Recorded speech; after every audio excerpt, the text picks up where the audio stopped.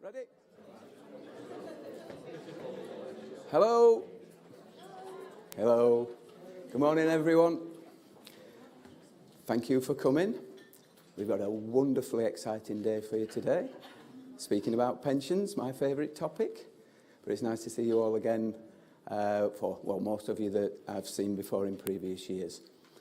Just want to run through a bit of a running order with you and then invite our first speaker to the stage. There is a fire test. Don't know what it sounds like, but it'll probably make us all jump. But it's not an alarm and it's at 10 o'clock. So check your watches and it's at 10 o'clock. If it's not at 10 o'clock, we're out that door in the corner where you can see the light. Questions. I like it to be interactive, and I know in past years you are interactive, which is great for us. But because we're live streaming on YouTube as we speak, and we've got a massive audience, I'm sure,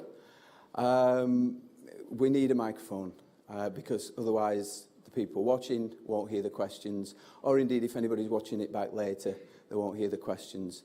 So if you want to ask a question, feel free, don't let that inhibit you, but put your hand up. Joe will come with a mic and then ask your question, and then everybody can hear it. So, today's presentations. First up, making his debut, is Dave Mcclure. Now, if you remember from last year, the big thing that we wanted to launch with you last year was our reorganisation. I'm filling in for Steve Barrett, who was going to come along and do a slot on pooling, which is where the investments are going to be run by a different company. And that's important, and you need to know about all this and hopefully reassured about all this. And I've tagged onto that an actuarial funding update, because we've talked about the actuarial valuation here before and the results of that. Well, things have moved on. We're in the latest valuation period. So I want to give you an update on that as well. So I'll pick that up for the afternoon, and then we'll run on to the open forum where anything else that we want that's not been covered during the day can be picked up at that point. So those are the housekeeping and the running order. So I'll now hand you over to Dave, who will take you through the monthly returns. Thank you.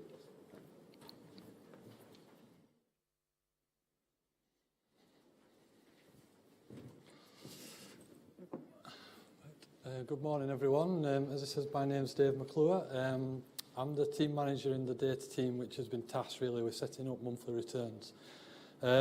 We started the team in April, and it was myself and my colleague, the deputy manager Dave Sloan as well, and we also have 4 new data analysts within the team that are going to be helping with the monthlies once we go live in April. The 4 data analysts are here today, so hopefully around lunch or in the break you can maybe speak to some of them during that time and get to know them a little bit, because once we go live, the process we're hoping to do is have a certain number of employers with each of our data analysts, so you get to know them a bit more on a one-to-one basis and deal with them basically all the time with anything to do with monthlies. Since April, we've been looking to set up monthlies and get it up and running and get a format out to yourselves on a spreadsheet that would help you provide that information, and also help you with the concept of the amount of information you're going to have to supply on a monthly basis through your payroll extracts, which I know is increased from what you've previously had to do. Around July time, we received the first sight of the specification for the monthly returns from Civica, and since that time we've been working with Civica to go through the specifications, what we agreed with, what we felt needed adding, what we felt didn't need to be in there, and really just trying to set it up for the best workable way that we can use it, and then also that yourselves can use it as well. Catherine, who I've been dealing with at Civica, is here today, and if there's any questions later on which I'm not able to answer myself, if Catherine can help, then she will do so. But if any of your questions we're not sure on at all and we need to go back to Civica, I can make a note of them, and I can certainly come back to you later on and give you the answer that you need. So I'll just move straight on to my first slide. From the 1st of April next year, monthly returns will begin. So that means that at the end of March, when you do, well, in April and May next year when you'll be doing your annual return for 2017-18. That will be the final one that you'll need to do. And after that, you'll just move on to monthly returns, and that will mean no more annual returns for 18-19 and then onwards, because the monthly returns will provide all the information we require to then load onto a member's record to enable them to have their cares updated every year as well. As I've already mentioned, a new team has been set up, and also Warwick. One of the main benefits of monthly returns is hopefully it will mean far less manual forms that you'll need to supply. At the moment, any new starters, changes or termination forms all have to be done through Epic, or if you've moved on to Employer Web, via Employer Web. Or if some of you still provide them manually, then via a manual basis. This process should eradicate the need for most of these forms. The new starter forms, as long as within the monthly returns process you flag that as a joiner, it will create a joiner process and a joiner form for us. The only way that you need to provide a manual form free is if you put it on there and you forget to flag it as a joiner, and we would notice that we have some data that we don't have a record for, so we would ask you for a manual form free at that point. Changes, I'll talk about that a bit more on the next slide, using the lever flag on the monthly postings. If there's any questions at all, please do just stick your hand up and ask. I'm happy to answer any questions at all. The changes that are catered for through the monthly returns. Now, change of hours and a break in service, there is actually a section within the monthly returns and on the template where you can fill in the data on there and supply the change of hours or the break in service that has occurred. If you enter data into those fields, it will pick it up as a change, and it will create a change process for us, and also change it on the record to whatever data you've put in there. The other data that it can change is basically picking up live data from your payroll extracts, and it will change it if it's different to what we have on our system. So a change of name, if you supply a name on your extract on the template that you provide and it's different to what we have, it will change it on our records.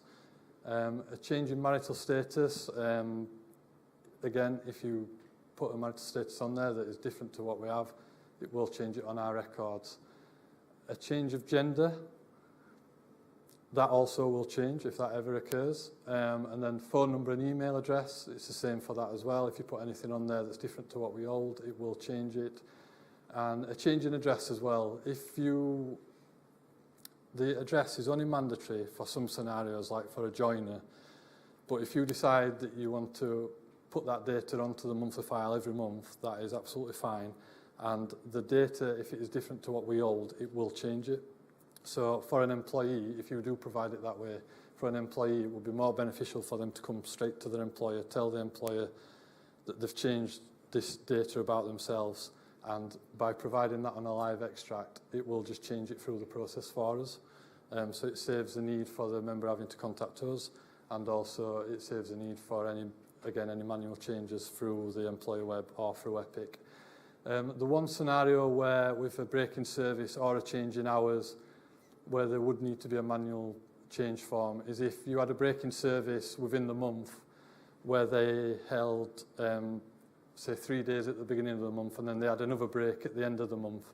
It can't cater for the fact that there's 2 breaks. It would have to be, you put 1 break on there and then the second break just provide it by a manual change form.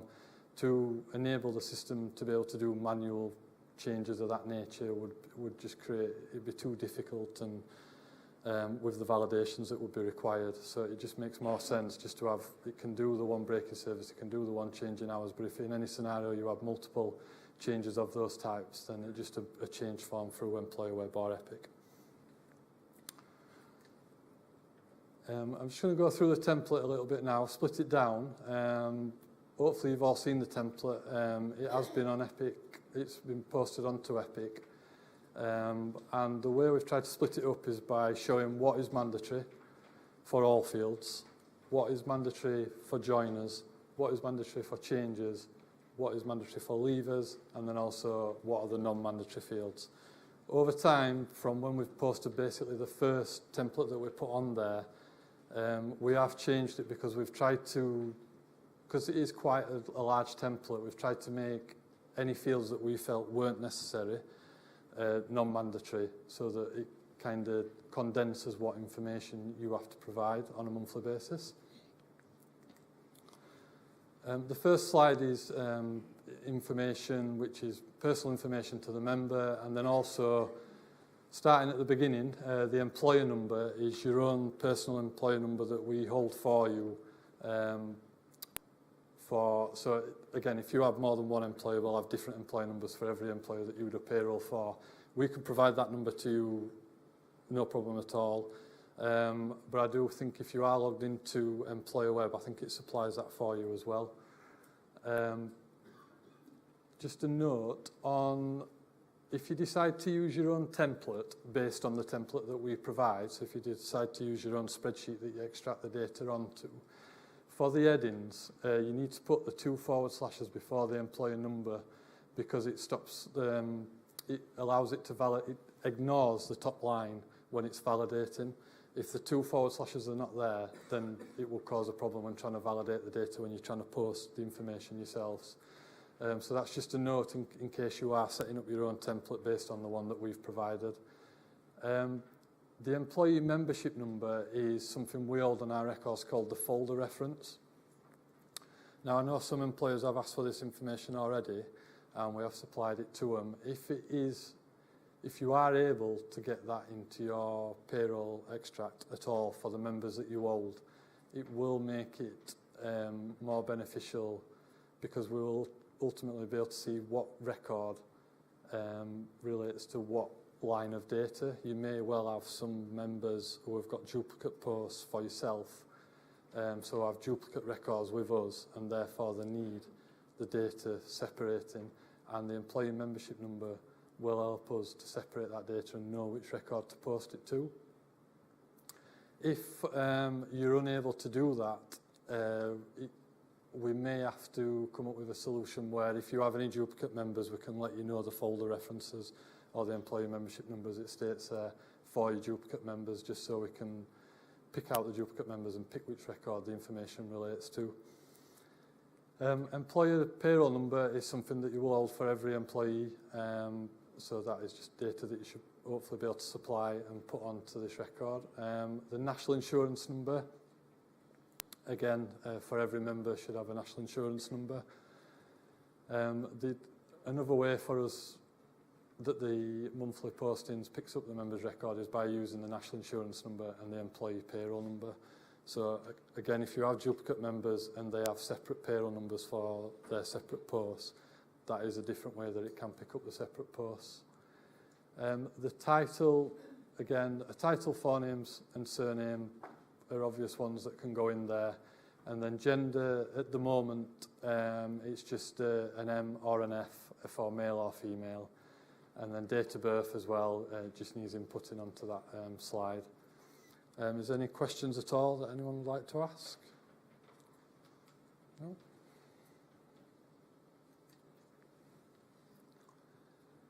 The next information relates to the member's personal information.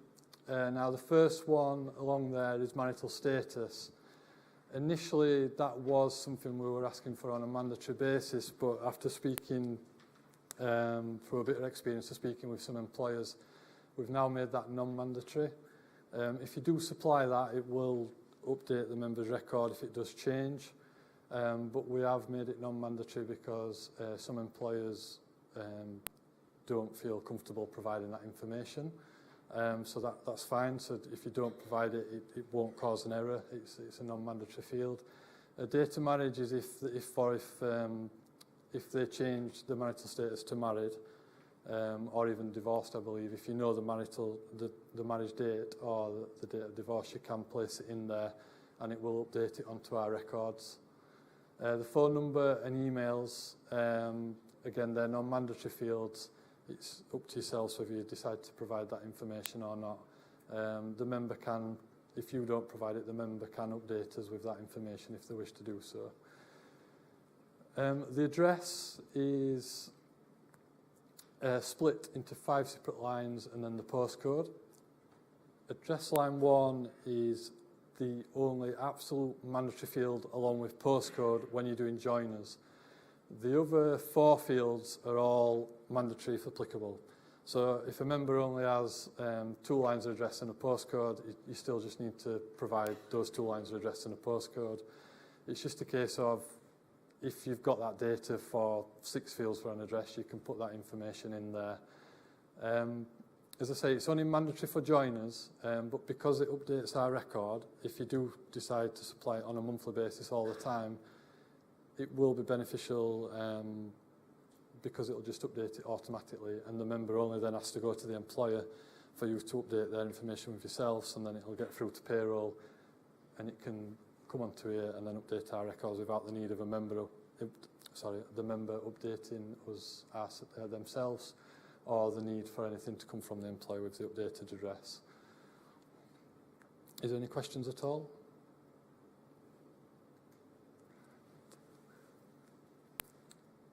Moving on to some more mandatory information. The effective date is always the last day of the month that you're providing the monthly return for. So if you're providing it for this month, it would always be the 30th of November 17, and it always needs to be in there. The only time the effective date is different is if they've left. So if they've left within that month and they're going to be flagged as a leaver, just put the leaving date in there. It can also, say for example, if you had a leaver within October but you were doing November, it can also pick up, if you put it as a leaver, it can pick up a leaving date, say like the 30th of October, it can pick that up as well. But mainly you're just looking at this month's information, and it's always the last working day of the month.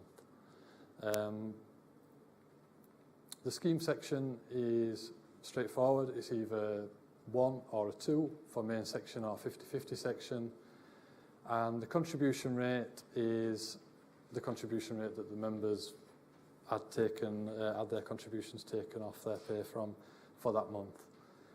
If you have members that are in the 50-50 section and they obviously pay half of the rate, you can enter that half rate into there. If there is any employers who do it a different way, where they use the full rate against half of the pay, then they would need to let us know, because at the moment there's a flag on every employer's record to say that the way they would do it is do the half contribution rate against the full pay. So if anyone is different to that, please just let me know and we can change that on the employer's record, no problem. Is there any questions at all? Please feel free to ask.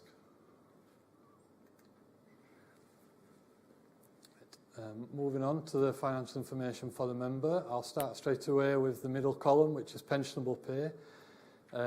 This is the 2008 definition of pay for the members, which I know can cause some problems. So if anybody's got any questions on that at all, please feel free to ask. And to the side of it is the main section pay and the basic pension contributions. Just hold. And to the right of it is 50-50 pensionable pay and 50-50 contributions. Obviously, if they are not 50-50, then you don't need to enter anything in the 50-50 fields. And the same for if they're not main section, you don't need to enter anything into that field. The pensionable pay field is mandatory, and it is the whole time equivalent for your members based on their 2008 definition of pay. If they work term time, we don't uprate for term time. It is just basically what they work on term time weeks. And also, if they work over 30 hours, it is classed as full-time for a lot of employers. So if you need to find out, if you don't already know and you need to find out whether 30 hours or more is classed as part-time or full-time for yourself, again, you can just ask us and we'll find that information out for you. Yeah, so if there's any questions at all on any of them fields, please feel free to ask.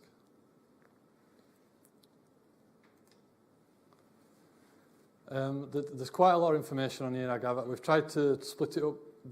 Basically all of these columns will be mandatory, but they'll only be mandatory if they're applicable, which apart from employer contributions, which is always mandatory, which is under column AJ. The other columns are all basically in relation to additional contracts. So if a member is paying AVCs, if they're paying APCs, either through a lump sum or regular payments, then they need to be entered onto here on a monthly basis.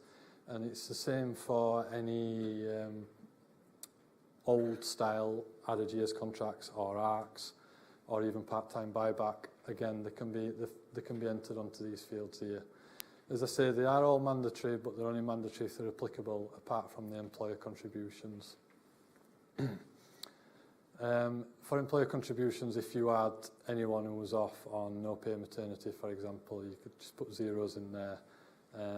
But otherwise, there should always be some figures in there for employer contributions. Right, moving on to changes. The first part we've done is regarding the breaks. So under the 2014 regulations, we seem to get a lot more leave of absences where they've only had a day or 2 or 3 days. Well, in here you can enter the date that they've started and then the date that it finishes. And then also there's numerous options for the break reason, which you can see at the bottom. So you've got absence, career break, maternity, paternity or strike. If they happen to be on, say, no pay maternity and you put a start date in of, say, like the 15th of November, but it was going to last for 3 months, you just leave the AP column blank and then put in the correct break reason. And then when it comes to the month where they come back to work, so the no pay finishes, you can put the break end date in at that point and it'll pick it up on our records and change it. For career break, obviously they can have career breaks for like a year, 2 years, 3 years. It's the same scenario really, where you can just put a start date in, leave the end date blank, and then put the correct reasoning in. It'll then load the break onto our records as an open career break and await the date that they come back into the scheme. Hours changes, again, the hours change start date is a simple enough one. Now there's 4 fields if you have an hours change. The standard hours column is pretty much always going to be the same, so it's either 37 hours or for some employers it is different where they have more who have like 42 hours or they've got a different full-time equivalent. But your contracted hours is the part that it's going to pick up for the hours change. So your previous contracted hours is obviously what they were on before, and then the new contracted hours is whatever they've amended them to. If you have anyone whose hours are 37 under contracted hours, it needs to be a 0 that's entered, because when it's loaded onto the records, the full-time hours are loaded as 37, but for full-time members, because they're not part-time, it just loads a 0. So if you have anything other than 37, you can just put those figures in there. If you happen to be an employer where 30 or more is full-time, but if they've started new hours that are between 30 and 37, you can put like a 32 in there, and we'll know at our end that basically this employer is full-time over 30, so we can make that amendment to our end to change it to a full-time service line. Is there any questions at all? Yes, Sean? Yeah. Hi David, we get a lot of changes that are retrospective, and obviously the report relies on current data. Yeah. So how are we going to deal with retrospective changes for ours particularly?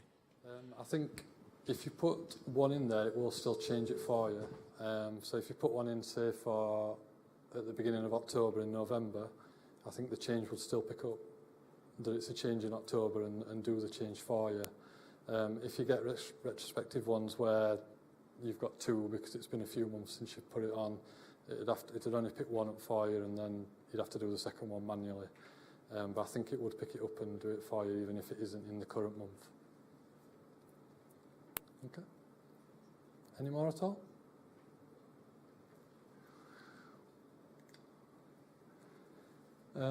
Moving on, to the right hand side, hopefully you can see it's a joiner flag. So that column will always have to be updated. It will be mandatory for every field, and it's either a Y or an N. If it is picked up as a Y, so you do have a joiner on there, then you then create more fields that need to be completed. The one to the far left is the date of appointment. So even though you'll still put an effective date in all the time, which will be the last day of that month, the date of appointment is the date they started in the scheme. And that'll then get transferred to the start form that we receive, and also it'll transfer onto the record, and that'll be the starting date that they have on that record. Casual is just a flag again, either a Y or an N you just need a Y in there if they are casual. And then that will pick up also under the hours that you enter.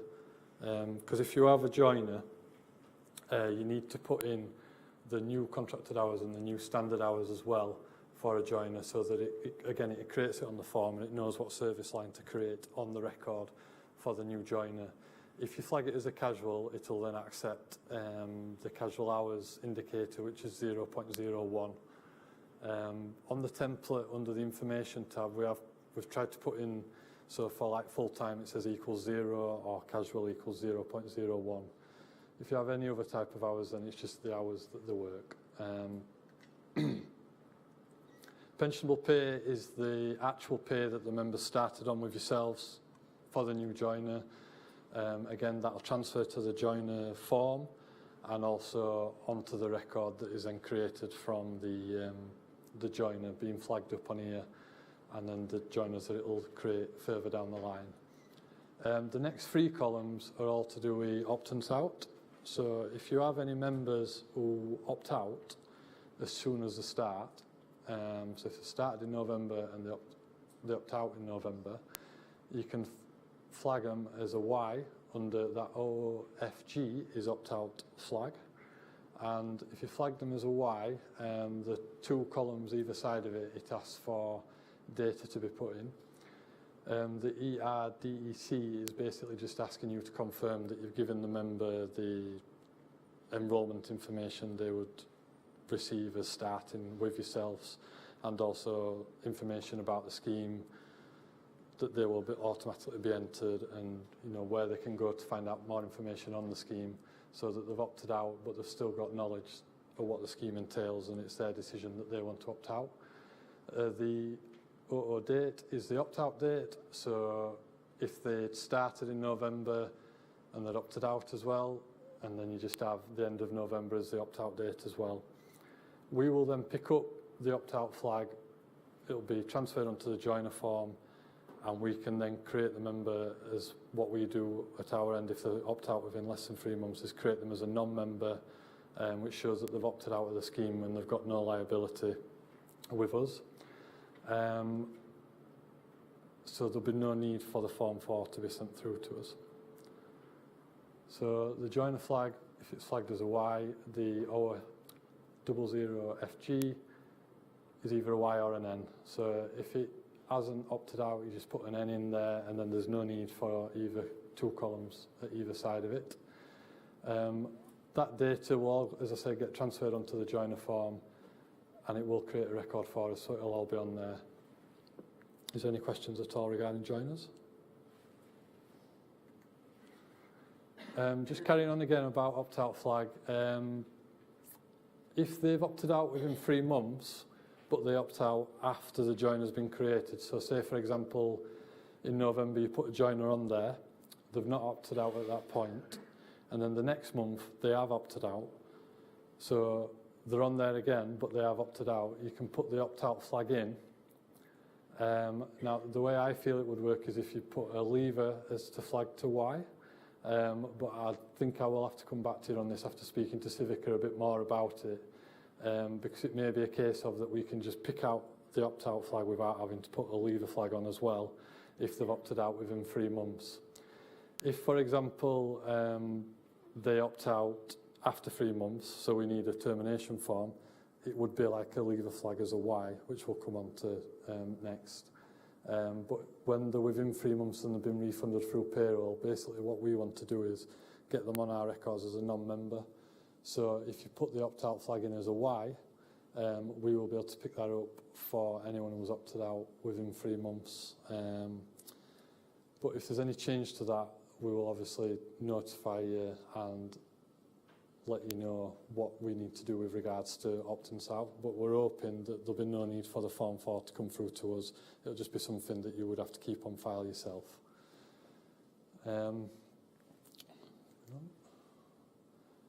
The next slide is the lever flag is at the far left. Again, that always has to be a Y or an N.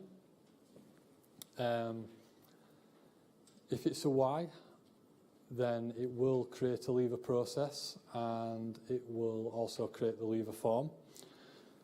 The reason for leaving is on as mandatory for leavers, but it is also a free text field.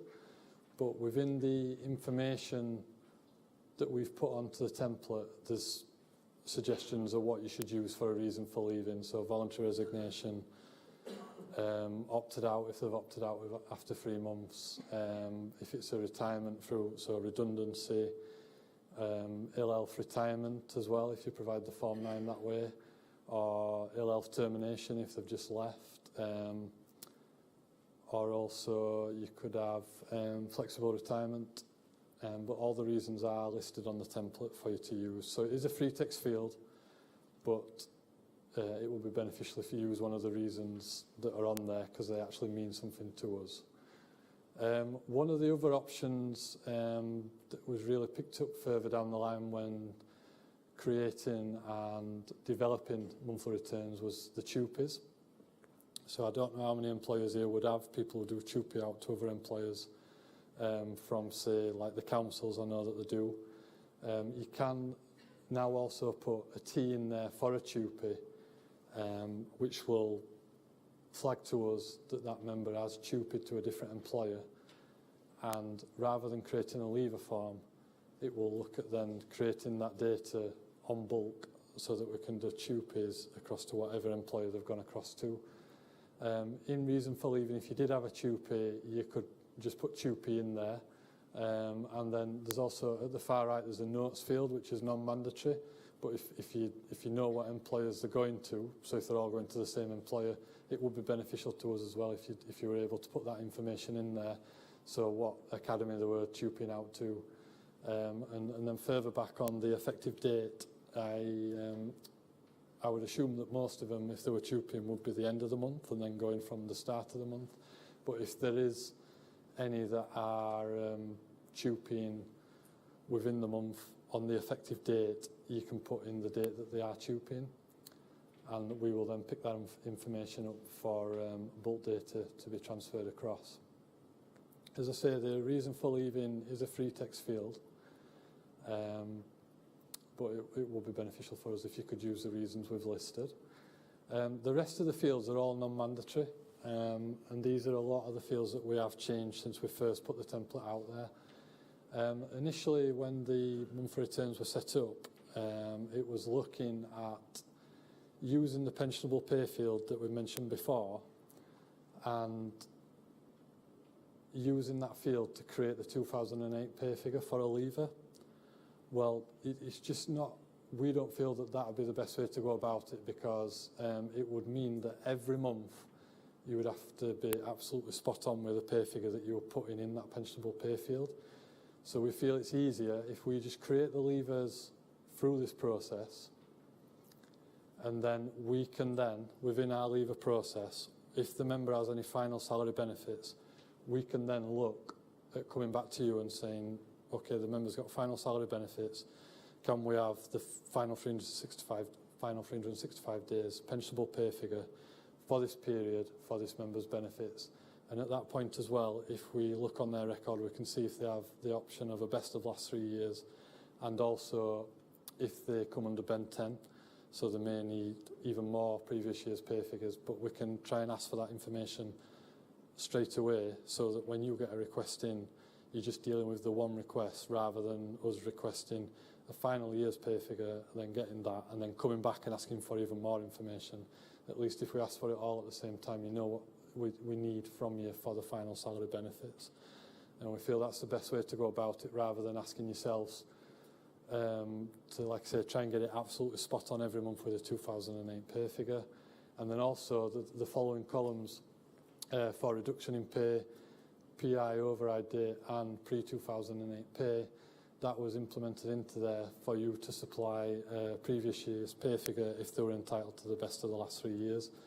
Some employers may know about that, some may not, but again, we just felt we've got more experience with the final salary benefits, what figures we need to ask for. So if there is a best of the last 3, it's better if it comes from us just asking yourself for what figures we require for the final salary benefits. And the reduction waived ill health retirements, type of ill health retirements, you may not be aware of what actual, what type of ill health they're going on, whether it's tier 1, tier 2, tier 3.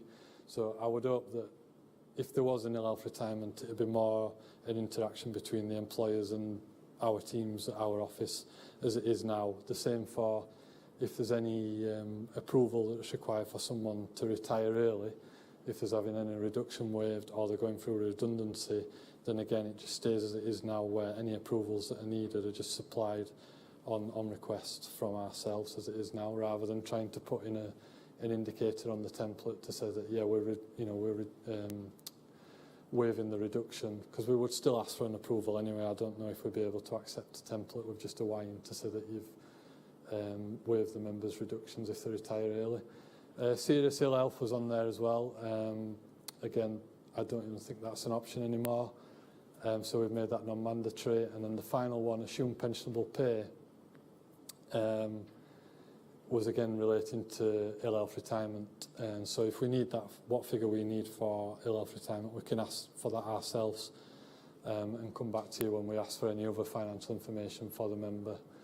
And as I mentioned before, the notes is a free text field and it is non-mandatory as well. So anything, if you feel anything's beneficial to put in there, then please do so. It will transfer to the documents that are put onto a member's record. That is kind of the end of the template. Does anyone have any questions at all that they'd like to ask at all? No? Okay. Once you've got the information onto your template and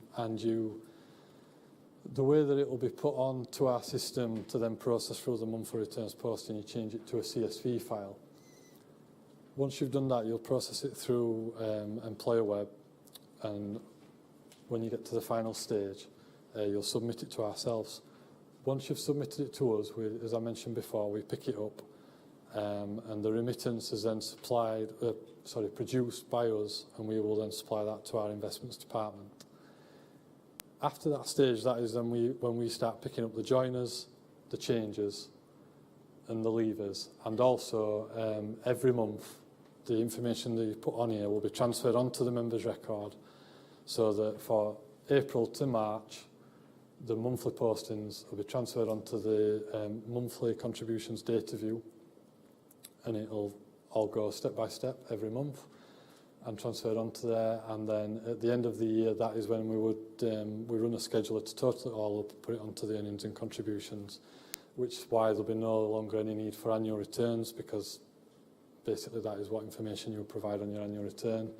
And with the joiners, the changes and the leavers, the BDIs that it produces the forms that you would normally produce through Epic or through Employer Web. So that is a process that we will go through. I will do a little demo on the Employer Web, running through a monthly posting a bit later on. I'll just move on to the next slide. So getting ready to start monthly returns, as I say, we can supply the employer numbers to you, and we can also supply the employee membership numbers to you as well. The number of employers that have already asked for this information, we've also tried to supply what the members' current hours are, when they started with yourselves, to give you a bit more information, to maybe help you data cleanse your records a little bit. Maybe there's something that we don't have that you have that we can then get up to date before we go live on monthlies. As I say, we could supply this information to you, no problem at all. So you just need to come back to myself or Dave, my deputy, on the email addresses as shown, or the phone numbers, and we'll be happy to provide that information to you. I think it would help. I mean, obviously, I know there's work involved, but it would help if we had the members as up to date as possible moving forward to make the monthlies a lot more smoother. But obviously, if anything does get picked up once we start running through monthlies, then we can ask for that information at that time. Going forward, the way that I want it to work for employers is, at the moment, if we have a query, just anyone in the teams, we would email the query off to yourselves and, wait the answer. Well, the way that we're going to work, as I mentioned right at the beginning, I'm hoping that the members of my team will have a certain number of employers that they are in control of. And also, once we've got the monthly return in, if we have any queries, I want the queries to be asked on a bulk basis. So hopefully that'll make that a bit easier for yourselves rather than getting individual emails in all the time. But maybe further down the line as well, because the way that the monthly returns process will be set up for yourselves is by us creating a manual process and putting that into your web queue. Maybe further down the line we'll be able to create a process which can have the queries on there, which we can then put into your work tray on Employer Web, and then you can work on it through there, and it's still secure information, and it's not relying on emails as much. Is there any questions at all?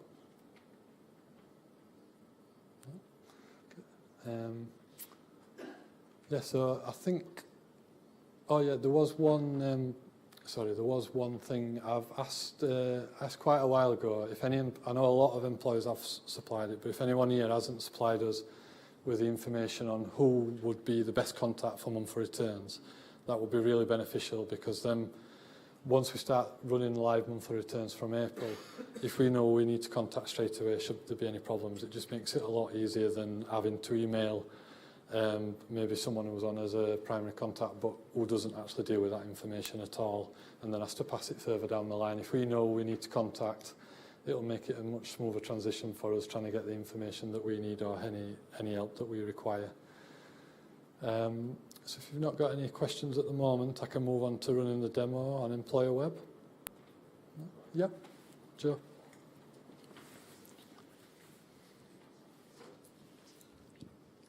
Hiya. I've got loads of questions, actually. Go ahead, I've just please. been writing down. Do you think the go-live of April next year is realistic? Yes. Yeah. Do you think it's realistic? Okay, Yeah. because I have grave concerns. Okay. So my next question is, what happens if we're not ready? Right. What are the contingencies? Well, I think the main thing that monthlies are going to be set up for, it is going to provide the joiners and the changers and the leavers, but on a monthly basis is going to be the data transferred onto the member's record, ultimately to help us provide an annual benefit statement to the member next year as soon as possible. Okay, so you're only expecting new starters, leavers and changes for April? Well, yeah, if you supply the information for April and the joiners are on there, then it will create those joiners there. What I'm saying is if there's any problems, because ultimately the main point of this is to get the monthly information provided and updated onto the records in time for the annual benefit statements next year. If, for example, for whatever reason it wasn't able to be supplied while July, we would still need the April, May, June all processing through. But if they weren't able to be provided by that point, then the information would still be uploaded to the members' records at that point. So we would load, say, maybe 4 or 5 at the same time onto the members' record. And then as long as it's ready for the end of the year, then we can start providing the ABSs. So the kind of contingency there is we have still got that time frame there to get that information on. Now, hopefully everybody's ready to go in April and provide that information. But for joiners and changers, if you're not able to provide a monthly posting at that time, it would mean that you'd still have to provide that information manually at that point. Well, one thing looking through the spec is we've identified a number of fields that that we don't currently hold, or we don't currently calculate, or we don't really know how to sort of calculate that information. That gives us some concern in that we may not be able to provide that information or those calculations. Is there Obviously, anything, if they're mandatory fields. right, is there anything, do you want to point out what they are, and I'll see if... 2008. 2008 pay, We don't do that calculation, so we'd have to create that calculation in our main business system. And having been involved with those sorts of complex calculations, that alone could take us months to code that. What about, is the facility there, if you could, so maybe work it out at the start of the year, and then just use that same pay figure on the, on your monthly returns for the rest of the year, and maybe just work it out once a year? Because ultimately the pay figures that are on there are to give us a current idea of what their final salary 2008 definition pay will be for the annual benefit statements. In terms of developing this and sort of getting it to a position where we could go live with it, have we had any thoughts about what the testing procedure is going to be? Because obviously this is an incredibly complicated single interface where previously we had a number of separate interfaces. We seem to be merging different record sets into one interface, which is obviously carries inherent dangers in it, that it's quite a complex document. I should imagine testing this is also going to be incredibly difficult. We're literally ready to start going with testing, and we do have employers on board who are helping with that testing, who will be supplying the data on our train system to help us with testing for monthly returns. And like anything, we will encounter problems, no doubt, but it's going to be the best way for us to get it as ready as possible for April next year. But we do have employers on board for testing who are ready and willing to go, basically. But sorry, when you say employers ready, we'll produce a spreadsheet with our data in it. How is that going to be validated into your system? Well, I'll run through a bit later on to show you how you put it in there. But basically, once you've got the the template set up, before we go live, I'm happy if you want to supply that information to me. I can have a look at it for you and look through the data that you've got on there to see if there's anything that needs updating or that's just maybe not been translated properly. We can certainly do that for you. That's no problem at all. I'm just sort of thinking in terms of if there's 10 or 20 different bodies who all want testing doing, how's that going to work? How is it? Through the train system or just through... No, just as we all go forward together, trying to get these returns in a sort of state ready for live. I don't know how many bodies you cater for in terms of pensions. Well, there's over 400 employers. So you're going to have to deal with 400 sets of test data? Well, no. We have maybe about 5 or 6 employers, maybe a bit more, who are willing to help with testing. Now, some of them employers may have more than one employer that they do payroll for, which will be usually beneficial going forward with testing. So there will be, there'll not be obviously that amount of data during testing. You're talking maybe 10 employers who will be doing testing and providing that data. But obviously, once we go live, there's a huge number of files to come through. We are looking at maybe, staggering, getting those numbers through based on when people have their pay dates, basically. So, if you paid at the start of the month, we could start with those employers first. The middle of the month, move on to them, and then if they paid at the end of the month, move on to them further down the line. But you're right, there is a lot of employers, and it is going to be like anything, because it's going to be moving into the unknown, and that's the same for the employers and ourselves, really. But we're hoping that the testing data that we get through will pick up certainly any niggles we have with the employer upload side of it, but then also we have to test the data that then comes through to us, and also any processes that that provides for us as well, to make sure everything's working as it should do. Yeah.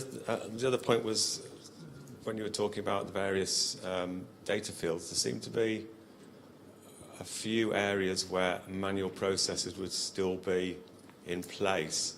Okay. I think we need some sort of clarity on exactly what those are and how we deal with them running an automated, because we would hope this, at our end this system would be fully automated. Yeah. What we don't want is a fully automated system and a load of manual work as well. That's not going to work for us. Well, the changes one, it really, we thought about the multiple changes and how we could get it in, but the validations that need to be, it was difficult to come up with a way to validate that data, that you could have duplicate lines on there and how it would then translate onto the system. So that the changes one, if you did this as an automated system, I don't know how, if you load the data on there, if you had more than, say, 1 hour's change on there, would it then load onto your file as a separate line as another hour's change? But yeah, that's sort of what we're looking to have clarity on, that maybe we need a document which says these are going to have to be manual processes, because we can only cater for one record per file. Okay. But yeah, we can, some sort of clarity around. Yeah, we can, we can certainly try and make it as do that, no problem at all, and put a document on and just try and make it as obvious what the manual processes are. But for the multiple changes, do you see that as a a common occurrence, that you would have more than 1 hour's change or more than one leave of absence period within the month? So, I mean, it could happen, but for the amount of times that it could happen, we're hoping that being able to supply that information through Employer Web. I know that it's it's because the monthlies is set up to do this all automated. That is the whole point of it, really. But there is some scenarios where, unfortunately, we've got to ask for a manual form to be provided, and we don't want to do that. But it's just the facility to put 2 changes in there. You'd just be changing all the validations that are already in there. It'd be too complicated, basically. But moving on to the Form 9s that I mentioned before. I mean, the Form 9s for retirements, really we would only kind of ask for that manually if a member was coming to us and saying, why haven't I got my figures, why haven't I got this? So that would maybe be a reason that we would come for that. Regarding death in service, I think, depending on what time it happened, it may be okay to come through the monthly return, but it's just trying to be more like get the death in service process up and running as soon as possible. So that is just something that we feel is an urgent scenario. So if a manual Form 9 may be the best way to go for that. But I can understand where the changes, and like I said, we want it to all be automated and do it all as it should do. But the duplicate changes are just one thing that we couldn't do it for. So, but we'd certainly, try and get a list together of what we want to make this as helpful for you as possible, or as easy for you as possible, because we know that the template is quite large, so the information you need to provide is quite large. But hopefully, eradicating a lot of the forms that you would normally provide, that'll tally it up, and then also not having to do an annual return at the end of the year as well, hopefully is more beneficial as well, and it running on a monthly basis. But yeah, we certainly can put something on there to say, look, this is the scenario that you would need a manual form, just so that you're aware. That's not a problem. Cheers, thank you. Okay, thank you very much. Is there anyone else, any questions at all? Thank you. If you want to really help us, why don't you just send us out what you've got in the format that you require, so we can compare our notes with what you've got? When we send what in what, the template is on Epic. Yeah, but why don't you complete it for each of our organisations and send it out to us so we know what we're then expected to complete? So complete the financial information and the... All the details about the members that you hold, we can then check those off.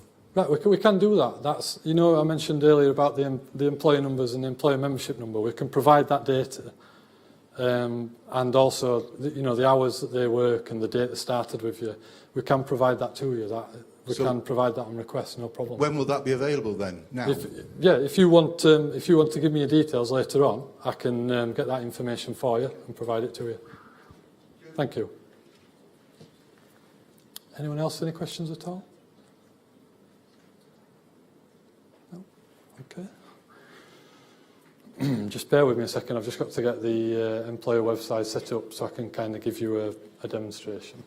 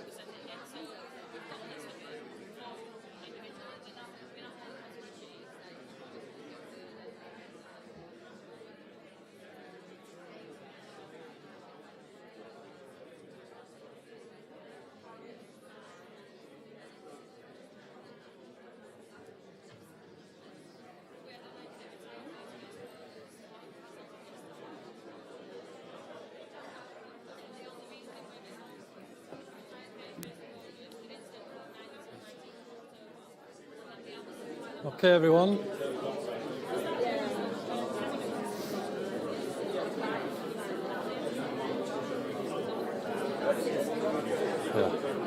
Yeah. Are you ready, everyone?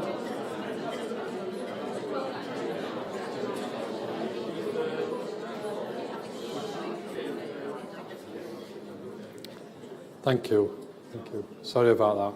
A few IT issues. What I've got here is just a dummy file I've set up just to try and show you through on Employer Web. Obviously, we couldn't have any real data for data protection reasons, but I just wanted to give you a general idea of what it's going to look like. I believe everyone's got the employer guide as well, so there should be a few screenshots in there regarding Employer Web.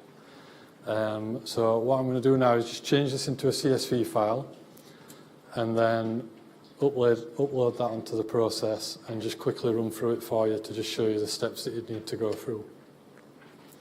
It shouldn't take too long, and just bear with me because I'm going to be up and down on the screen.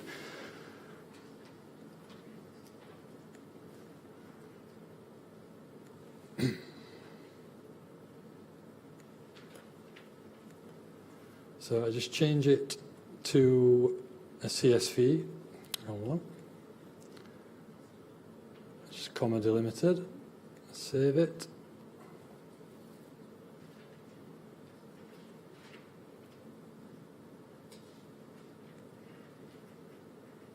Just click OK. Yes.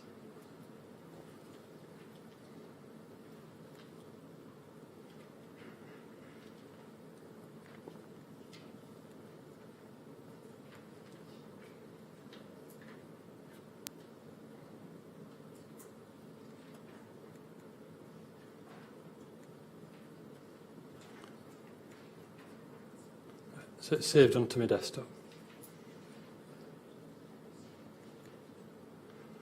The file for the employer upload I've created, and it's on as my web user.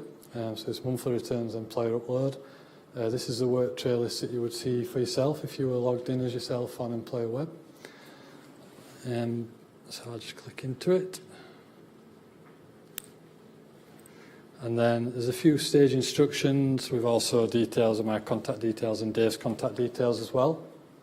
The first thing you need to do is really just put in the last day of the month that you're providing the monthly return for. So you just click onto the stage action. So the spreadsheet I've done it on is at the end of December. So just put 31st of December.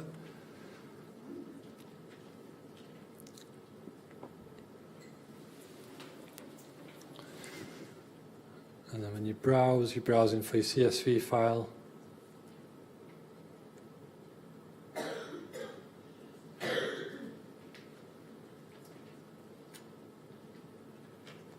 Open it in there and then submit.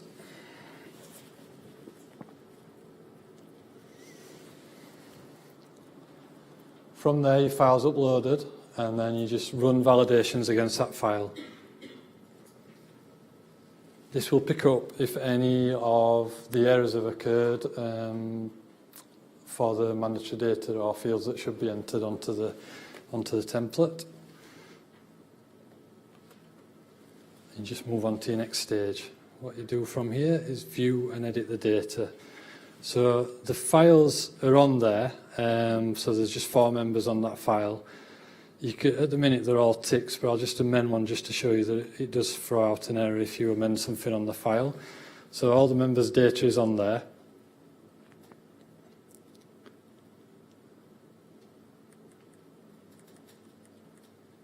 And with some notes at the bottom.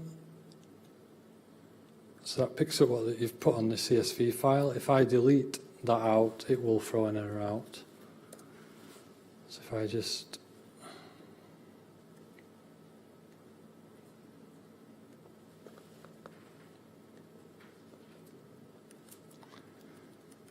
bottom and then save and validate. And as you see, it's thrown out across, which means it needs to be looked at. And it'll tell you there, employee number must be provided and must be a recognised pay location in UPM. Just need to put the data back in. To the bottom. So they're all ready to go now. You just close that down. And you just move on to your next stage. Again, it'll just ask you to double check the file. They've all got ticks, so you can close it down and then submit the data. There. At this point, you transfer that information on the file onto your remittance advice, so it'll total up the values for your contributions, any additional contracts, and also any pay, pensionable pay that you've put on there as well. And then from there, you go into edit remittance stage. So what you can do is, it'll ask you to do this every time. It'll always throw it with a cross, but it just means that you've got to go in to edit it. At that stage, you can check the values that it's put on there. So this really, as I say, rather than you doing the remittance yourself, this data will transfer onto a remittance that we will then provide to our investments department. So it may be beneficial to check you agree with the figures that are on there. And once you're happy with it, you can save and validate it. If at any point you're not happy with those figures and you think you may have made a mistake on the file, you can cancel that and you can roll it back and go back to the beginning where your data was and amend your data on that file from there. Excuse me.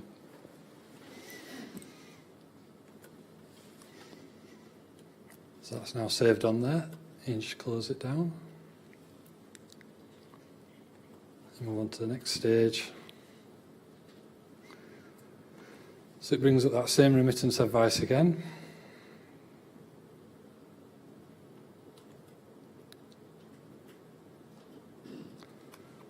Submit that remittance advice. Authorise the data changes. And then the next stage is just to submit it to us. It still does have a reject stage in there as well, so that you can move back to the beginning. But is there any questions at all on just that small demo I've given you there? Yep, I've got two.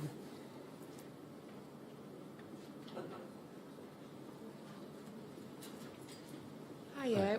We've got over 2,000 member records to update through this process, and we can't be going through each one like this. How would you recommend that we deal with that? Well, I mean, you've got over 2,000, but I would hope there won't be 2,000 errors that come up. So you only need to look at the crosses and clear those off.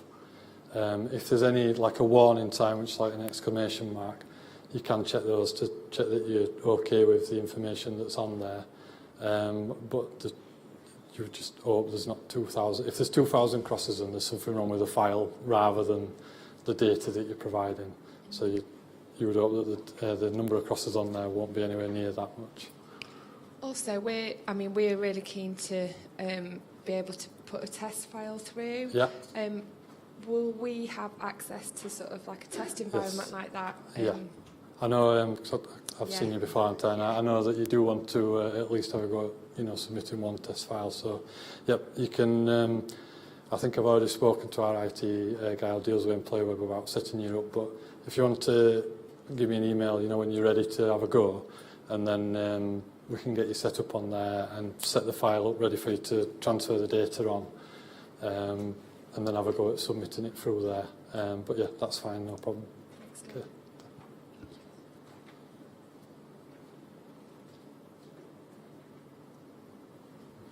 think I know the answer to this, but the spreadsheet, when it's uploaded, is that encrypted as it goes up onto Yeah, your yeah, system? it's secure. It's securely submitted to us. Yes, bits. I think with the year end you did it via Epic and submitted it via Epic. It's a similar type of thing where it is securely submitted to us. Once I submit that to SYPA, it just comes straight onto our system UPM into our queues. So it's kind of like, this is also kind of a version of our pensions admin system as well, UPMs, but it is secure. Yeah. Cheers. Thank you. Any further questions at all? Joe? Wait, what that, sorry? Once you've submitted your file, the following month, can you go back and actually have a look what you've that you've already submitted? That's a good question. I'm not 100% on that, to be honest with you, so I can find that out for you. That is a good question, though. I'll find you after I've finished here, and then I'll get your details and find out for you. Any further questions at all? No? Okay. Right. I think that's finished my presentation as it was. I apologise for the break in the middle. If you've got any questions you want to ask me throughout the day, then please do so. I'm here all day. And also, my contact details are on there. Feel free to email me, because I know it's getting close now to starting. If we do have people already set up for testing for like a few months, but if anybody wanted a go at doing a file before April, then again, just get in touch and we'll see what we can do. Okay, thank you very much. Thanks for listening.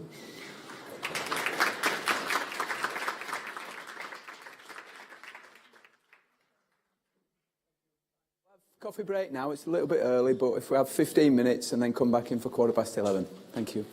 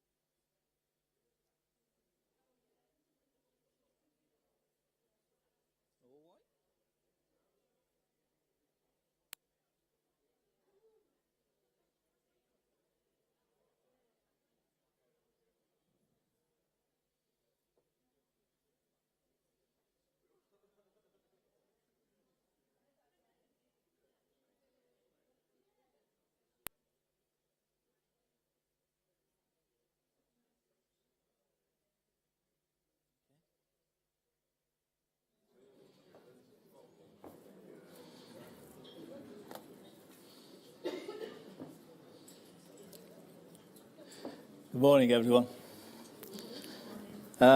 Normally at this stage of the proceedings, I'd into certain procedures like the annual and monthly returns. I'll talk a little bit about the major changes that this review will entail.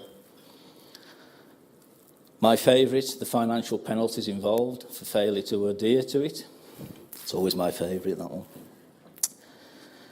I'll talk a little bit about other known proposed changes and the launch of the formal consultation period. And within that, I'll also notify you of the effective date of the change, so that the effective date of the new revised strategy. Okay. What I would like to stress before we start is that the strategy as it stands is very much a work in progress document at the moment. There are an awful lot of things that need looking at, and that's one of the reasons why you won't have a full draft to see before the end of December. By the end of December, I'll have a draft up on EPIC for you to look at and comment on, and I'll talk to you a little bit about that when I talk about the consultation period. Okay. I've only got a 30-minute slot to fill, but I'm quite happy to take questions, and I'm quite happy to listen to comments today as well. But I will have to try and wrap this up in time for Gary to do his slot. So the current review strategy, or the policy of reviewing the strategy, is that for routinely, it's reviewed every 5 years. But we've only been running 2 years now. 2 years ago, I stood here and introduced the concept of the strategy, introduced the consultation period, and introduced the draft document. We're 2 years down the line, and we're not due for a review under routine procedure for another 3 years. But within the policy of the review of the document, we do cater for any regulatory and legislative changes that might drive a need to review the document. Any changes in our own policies and statements that we operate as a business, and also any operational demands. And it's the operational demands that I want to cater for today, that I want to concentrate on today, because it's the operational side of the business that's really driven this review and is continuing to drive it.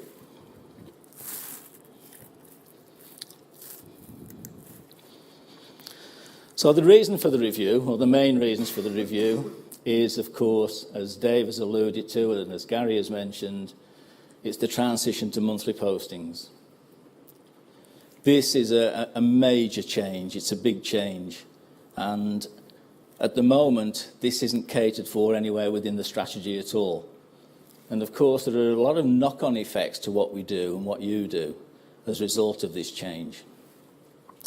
For instance, there's an impact on other things, on other tasks. As Dave has said, through the monthly posting routine, you should no longer have to complete new starter forms and leaver forms and changes forms. Yes, there will be occasions when, again, as Dave said, you'll need to catch up at times and submit manual forms. But generally speaking, the transition to monthly postings will mean an end to the submission of new starters, whether that's through BDI or through EPIC, changes, miscellaneous changes, and also leavers. So that's going to be a big help for you in the long run, but it also means that we have to amend the strategy to reflect those changes. The impact, or the further impact of those changes, is on the SLAs, the service level agreements that we have with employers to submit information in a timely and accurate manner that used to be catered for through separate service level agreements with each employer, but which is now catered for within the strategy itself. So there will be an impact, the employer web, but it will be more of an information dissemination facility rather than the tool of choice for submission of information. Dave has given you a brief look at employer web. Hopefully that's not going to be too daunting for you and will work well.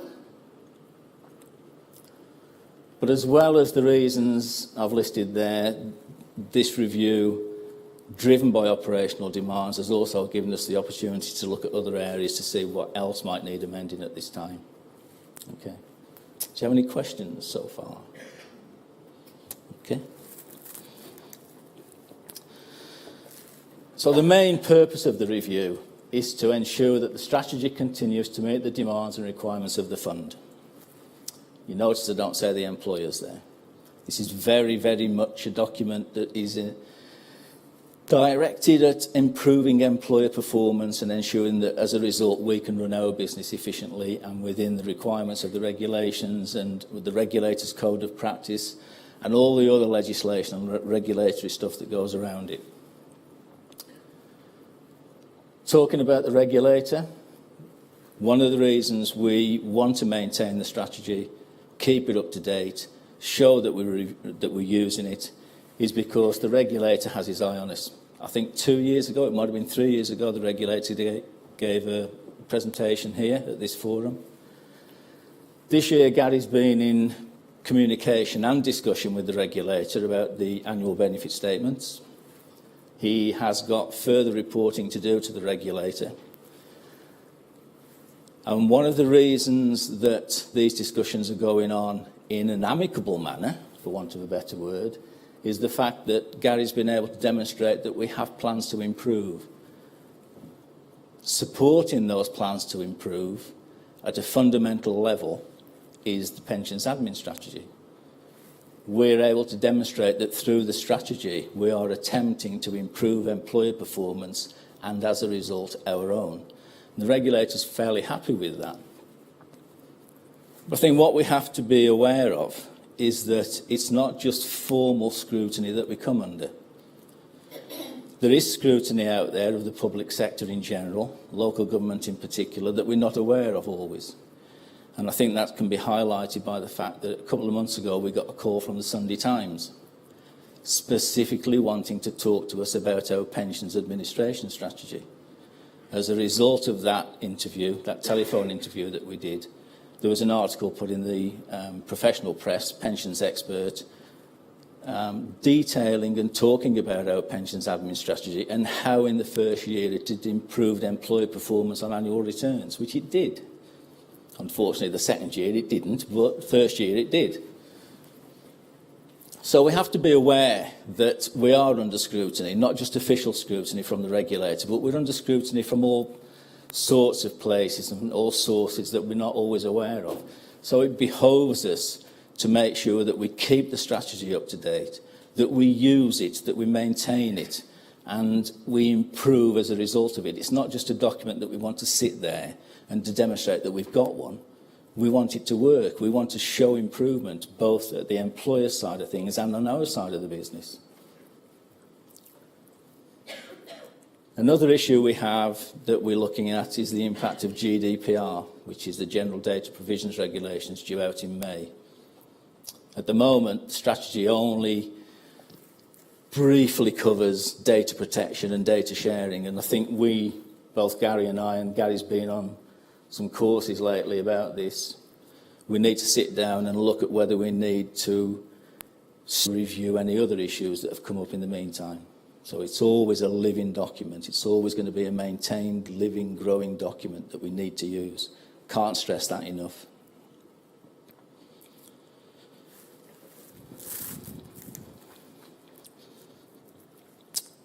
Things that will change that we know about at the moment.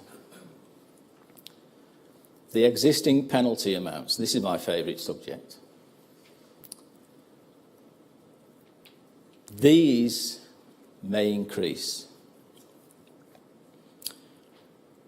Gary and I have discussed this and we haven't decided yet on what the penalties will actually be for failure to adhere to the strategy. My view is that they should increase. Gary's view is that they may increase. Good cop, bad cop. And I'll talk a little bit more about these as we go through the presentation. There are new penalties to be introduced because we've got new issues like the monthly returns, and there has to be some sort of incentive for employers to meet the deadlines that will sit for the submission of the monthly returns. If we don't, we'll be back to the old days where employers just submit things as and when they can, and we can't have that. So new penalties will be introduced to cater for monthly returns from April onwards. New items may be introduced into the strategy itself. I haven't got any examples at the moment, but we have to bear in mind that a lot of things do impact on the strategy, and I'll be looking at that over the next 4 weeks to produce a draft by the end of December that we'll put on EPIC for you to consult on. The one thing that I'm considering, and to be fair, Gary isn't wholly in support yet, so it's only a potential concept, is a specific document, a specific strategy to cater for educational institutions. Because educational institutions give us specific problems. Now, we cater for some of those problems within the current review document, within the current strategy document. And as I said, this is only a concept, but it's just to warn you that it's on the horizon. It's a potential development. Educational institutions can be difficult to contact during school holidays. To do that for about 50 organisations.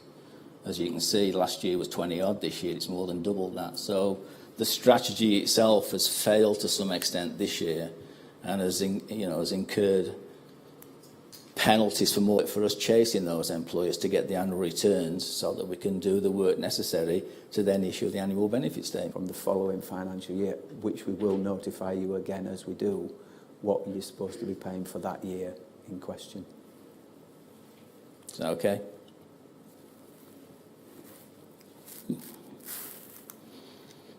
Okay. So the penalties themselves are blank at the moment because we haven't had a discussion whereby we've agreed the amounts involved. I've suggested some amounts. Gary fainted. And then we subsequently didn't have time to continue the discussion, but we are going to.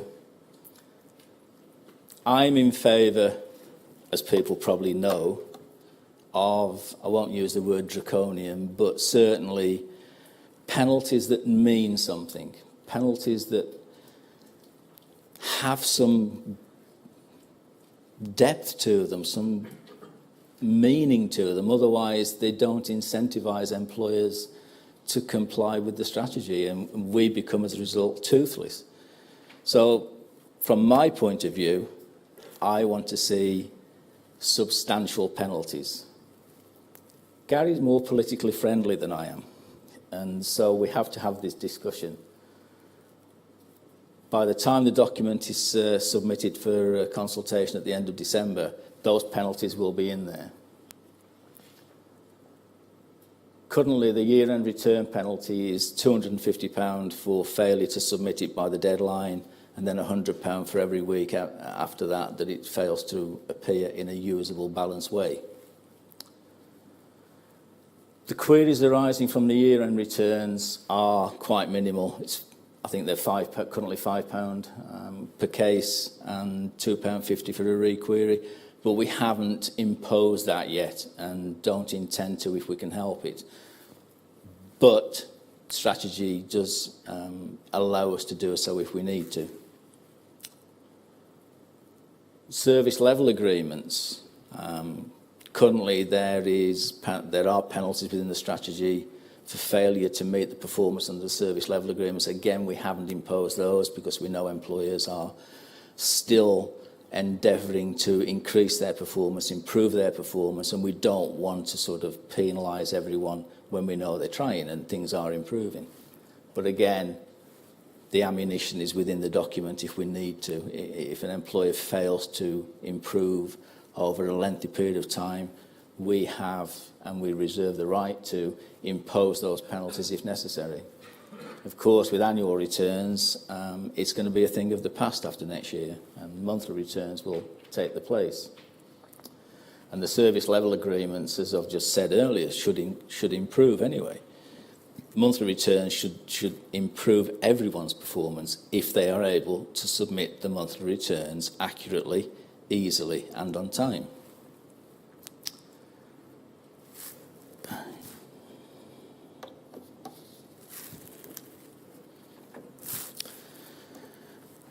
Discretionary policy statements, again, there is within the current document the provision to fine employers if they don't formulate those strategies and policy statements as required by the regulations, and also to increase that fine on a weekly basis if the employer fails to meet the deadline for formulating and publishing those policy statements, because the regulations, when they do come out and require new policy statements to be provided, they all usually contain a deadline by which those statements have to be published and out there.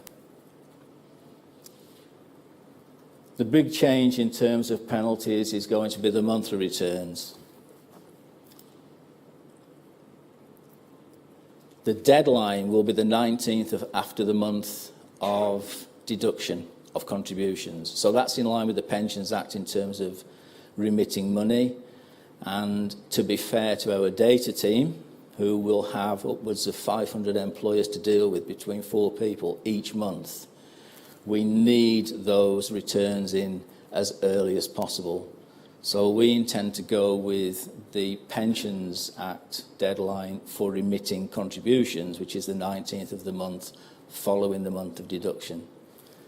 So we will expect everyone's monthly returns to be in by the 19th of the following month. Failure to submit a monthly return on time will incur a penalty. And again, as with monthly a day, as I say, when Gary picked himself up, we didn't have time to continue the discussion, but certainly I think we have to have something meaningful in there to incentivise employers to comply. This is an addition to the policy.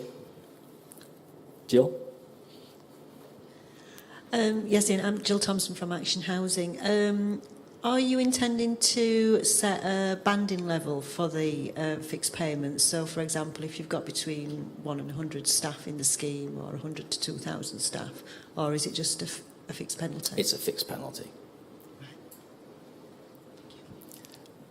Right. Once you start to deviate and have bespoke strategies or penalties for individual employers, I think you're into difficult ground. Both from an administrative point of view and from the fact that payroll levels can change monthly. What do? You might be within one band 1 month and in another band the other month. For us, I think that would be an impossibility to sort of maintain fairly, at least. And it's something we've never really considered. I don't think we would consider it, would we, Gary? No. Okay. The last one on this slide is an addition. And for me, this is extremely important. It's a penalty designed to incentivise employers to complete this year's annual return queries before we start next year's monthly returns and next year's annual returns. For me and for the data team and for the normal pension service teams, next year is going to be extremely busy for us, and we do not know how that's going to pan out yet, because the pension service teams will still be dealing with the 2018 annual returns, and the data team will commence parallel running with the monthly returns. And there's going to be an interaction between the teams, of course, but it's going to be absolutely chaotic for us in terms of how busy we're going to be with the number of employers we have. What we can't have is our teams still trying to resolve queries from 2017, as well as dealing with the 2018 queries from the annual returns, and then dealing with the monthly returns as well. We just can't have that. So, giving fair notice here that any employers, and the employers watching on the webcast, if you have outstanding year-end queries, whether they're from 2017 or even from previous years, because we have them, then it's imperative that you put some resource into sorting those as quickly as possible. Because if there's any outstanding by the 31st of March 2018, there will be penalties. You've got to work with us, though. We had to wait quite a long time for our queries, so Yeah. we had time set aside to deal with them, but we didn't have them. So now they've come to us when we haven't got time set aside to deal with them. So it would be unfair to give us any penalties for that. We're doing our best. But you've got till the 31st of March now. Yeah, and we will most likely meet that Okay. we'll meet that deadline, but it's very generalised and there'll be different circumstances for different employers, and definitely the people who've got less than 100 members, to get such a large fine, it does have a big impact on them. I understand what you're saying, but I'm not making any promises. For us, this is important. It's impossible for us to have a current 31st of May deadline for the submission of an annual return. Many employers wait till that deadline, if they meet the deadline at all, which means we end up with 300 or 400 annual returns all to deal with in a very short space of time. The focus, of course, is running as many as possible to get the annual benefit statements out and then getting queries to the employer. We cannot get employers to the queries to the employer the day after you submit a return. It's just not feasible. You're dealing with your employees for one organisation. We're dealing with 500 organisations, you know, and we have a statutory deadline of getting the annual statements out by the 31st of August. That's virtually impossible as it stands anyway. But this is a one-off. This year we need to ensure we resolve the queries that are outstanding currently, so that we can move forward into 2018 and the new regime with as clear a set of records as we can. We can't have people, whether it's at your organisation or whether it's at our organisation, distracted trying to resolve old queries while trying to deal with the new submissions of the annual and monthly returns in 2018. It's just not feasible. Okay. Sorry, I've got a question. Over here. Well, not a question, more a point. Just following on from what my colleague said there, what we've experienced in terms of the queries coming back is they're coming back sometimes batched up on a PDF, sometimes on a Word document, sometimes on individual emails, sometimes the same queries coming through in multiple ways, which is meaning we're duplicating work trying to answer them. Okay. Because we're trying to organise the responses, but they're kind of coming in lots of different ways. So what I'd ask is that we try and have some kind of consistent way of passing the queries back and forth. Okay. So we're not doing the same work twice. Or Have you spoken to your service team about this? I've started to, yeah. I mean, it's Which organisation are you, sorry? Hallam University. Okay. So it's something, you know, we've just noticed that in the last 2 or 3 weeks, we've sort of gone through the initial batch of annual return queries, responded to them, but then what's come back has kind of been slightly chaotic. So, you know, and yeah, we want to answer them, but it makes I it understand hard. we send queries to an email box for you. Yeah. But then the responses to those queries tend to come back from all sorts of mailboxes.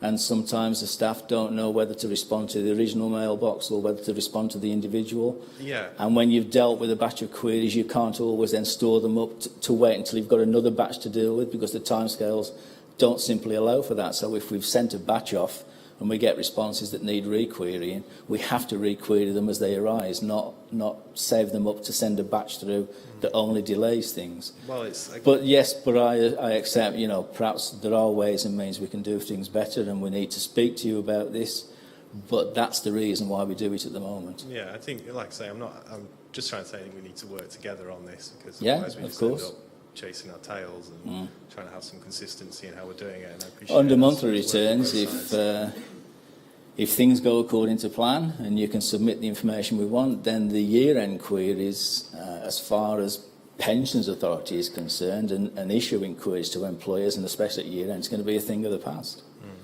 Because you'll be able to resolve your queries as you go through the year yourself without much prompting from us most of the time. Yeah, I mean, that's the hope, definitely. So there are benefits to that.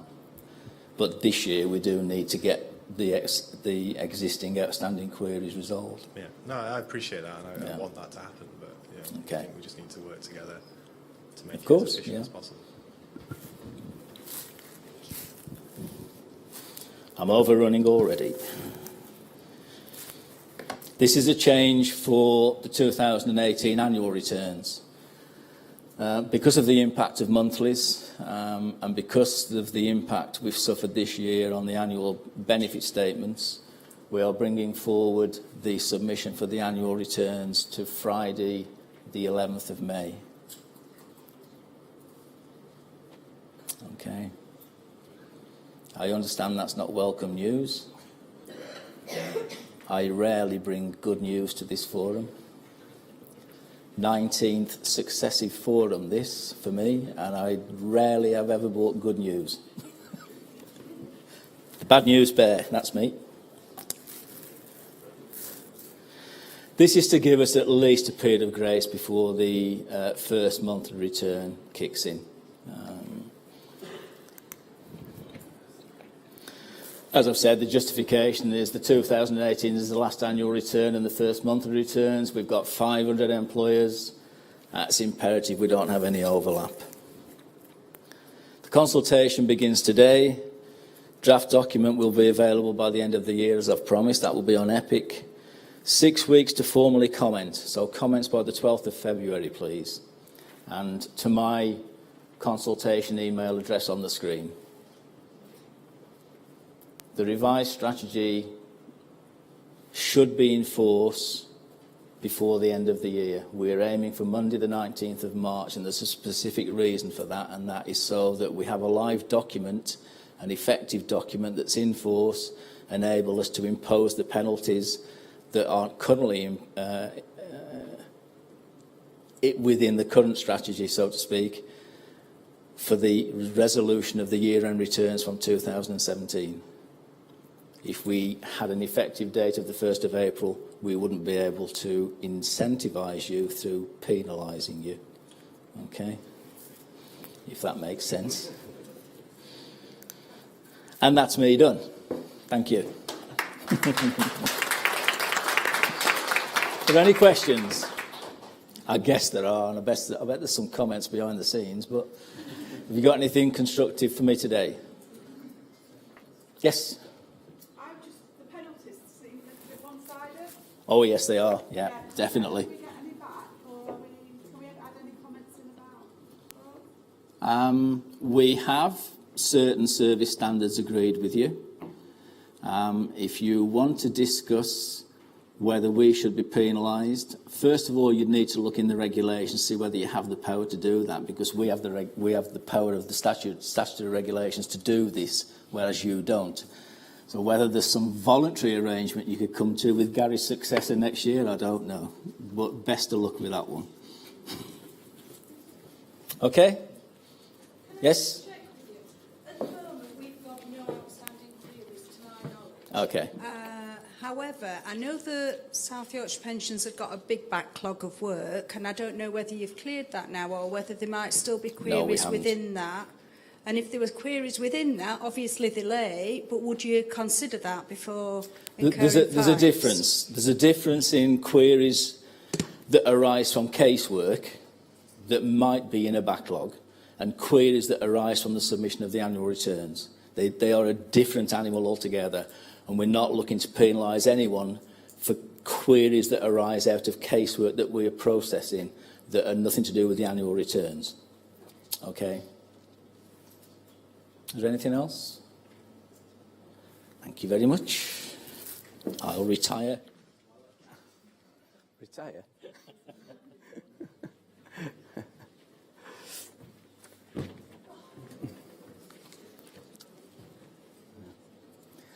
Just a word about annual statements before we go on. I know annual statements, monthly reconciliation. I know it's daunting. It's daunting for us. I know it'll be daunting for you, but we have to change. We've gone on many years with the struggle. You know, ever since I've really been working here, when we used to fill it in and from returns that we got on paper to a card that we used to add up and everything else. Times have changed and we need to move on. So it's just a case of working together. I know we've been talking about that. People have been saying that in the audience. We need to work together. strategy regarding penalties and things like that has to be in the background if we are to do our job, because our job is making sure that the records are balanced for each member each year, and we're able to issue their annual statement by the end of August. We didn't make that deadline. The deadline used to be end of March the following year, and now it's end of August. But we have to comply with it. And I've been talking to the regulator this year, and as Ian said, we have had traction with them in that they have accepted what we've been saying, but that only goes on for so long. And the bounce back for everything, if it's an employer-related issue, if we don't meet the target, it comes back to you. So all this is framed in that direction. But it doesn't mean to say we have to have that kind of relationship. We still want to work with you. We still want to ensure that we can get the information that we can get as easily as possible. We know from the returns, and you've seen the complexity of the submission that you've got to make, we know that is complicated, but the scheme's complicated. The scheme with regard to pre-14 pay and things like that is complicated. So it's a question of, we've got to do this. The explosion of the number of employers. A few years ago we had 180 odd, now we've 460, 70 odd, something like that. Over 500 employers when you consider the ones that have no longer got active members. So the scale of it all has increased and everything else. That was the reason why we had to restructure and put in extra people at our end to help us do all this. So it's about partnership, it's about working together. So you've got contact details so far through the day. You're going to get all the slides on Epic that covers everything that we've said. But talk to us in the meantime. Don't let this be the last event that you talk to us about until we come calling for the monthly returns next year. If you've got issues, talk to us about it and let us come and see you. Dave's happy and his team to visit and talk to you on the phone and work things through. To ensure that it's smooth running. I mean, the dream is that, when you talk about however many members that you've got, is you press that button and you've got the extract from payroll and you press it and it all goes through and that's job done. That's all your new starters for that month sent, your leavers, your changes and everything else. And you've done nothing else other than submit it, yet you've extracted it and done it. In the early days, I'm sure that's probably not going to happen. But once you start to identify the things that might be going to go wrong, is in put them right, and then in future, submitting these things ought to be straightforward, and that's what we've got to try and achieve. So I'll move on to something else. But if you want to talk to us about it, if you have got concerns, feel free. This is why we're raising this with you now, and you're the ones that come here, which is great because. Otherwise I'd be talking to ourselves, but essentially you're the ones that are interested enough to come. But if you add up the number of employers that's here, it's only a fraction of the employers that we've got. And yeah, I want to believe that they'll be watching it live, but probably not. And the fact is we've got to get that message out to them too. So it's going to be difficult, but it will be worth it in the end, I promise. My thing today is a mixed bag of things in terms of current issues. Hopefully interesting or informative even. And these are the things that I'll be covering. I want to touch on ill health retirement. I'm starting with a grim subject first, but we'll get that out of the way. We'll touch on GDPR. It's not training, I promise you. It's not GDPR training. We'll look at the exit payment cap. These are the sort of things that are currently going through where you may not have picked up the things that I'm about to tell you. Early retirement strain costs, pensions tax, which is a thriller, breach reporting, which is to do with the pensions regulator again, and things that are going through the Scheme Advisory Board at a national level, which could impact on the scheme going forward. So, like I say, it's a mixed bag of things. Feel free to stop me after each section or during or at any time, really. So, in terms of ill health retirement, we've had a few cases recently in the office, so I just thought it would be a good time to refresh on the fast track on ill health retirement. So this is the sort of grim scenario where you've got somebody that's seriously ill. So you've got an employee who's terminally ill, and basically, because they're still an employee, they have an option to be going through on ill health retirement, and you may want to get that through. If as an employee you've actually put an ill health case through, you'll know that there's a set procedure that requires a fair bit of form filling, assessments by local doctors, independent doctors, resulting in the end with a decision that you, the employer, has to make. But clearly in this kind of situation, wanting to do best for your employee, you might want to fast track that through. And bypass a lot of the forms and everything else.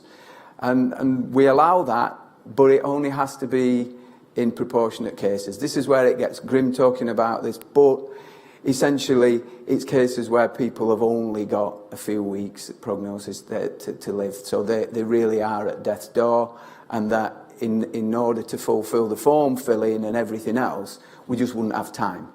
And this is to enable the family of that person to get the benefits and so on in a timely manner without excess form filling. All we need really is a report from the consultant that's looking after the scheme member that clearly identifies the poor prognosis that the member has. It has to be a consultant. It can't be a practice nurse, it can't be a GP, it needs to be the consultant specialist that's looking after the member. That bit of paper only, we'll get it sent off to the independent doctor. The independent doctor will accept that, and by me telling you what I'm telling you here, it's because this is what they have said that they need. We'll get that information back to you, and then you can retire the member and deal with things in that timely manner. But the words have to be right on the form. So whether or not you have access to those forms is debatable. It may be that a family member can obtain that for you. It's a difficult time for everybody involved in this kind of subject, but it's in a way that we can achieve the objective of retiring the person in a short space of time, if that's what's needed. Of course, there is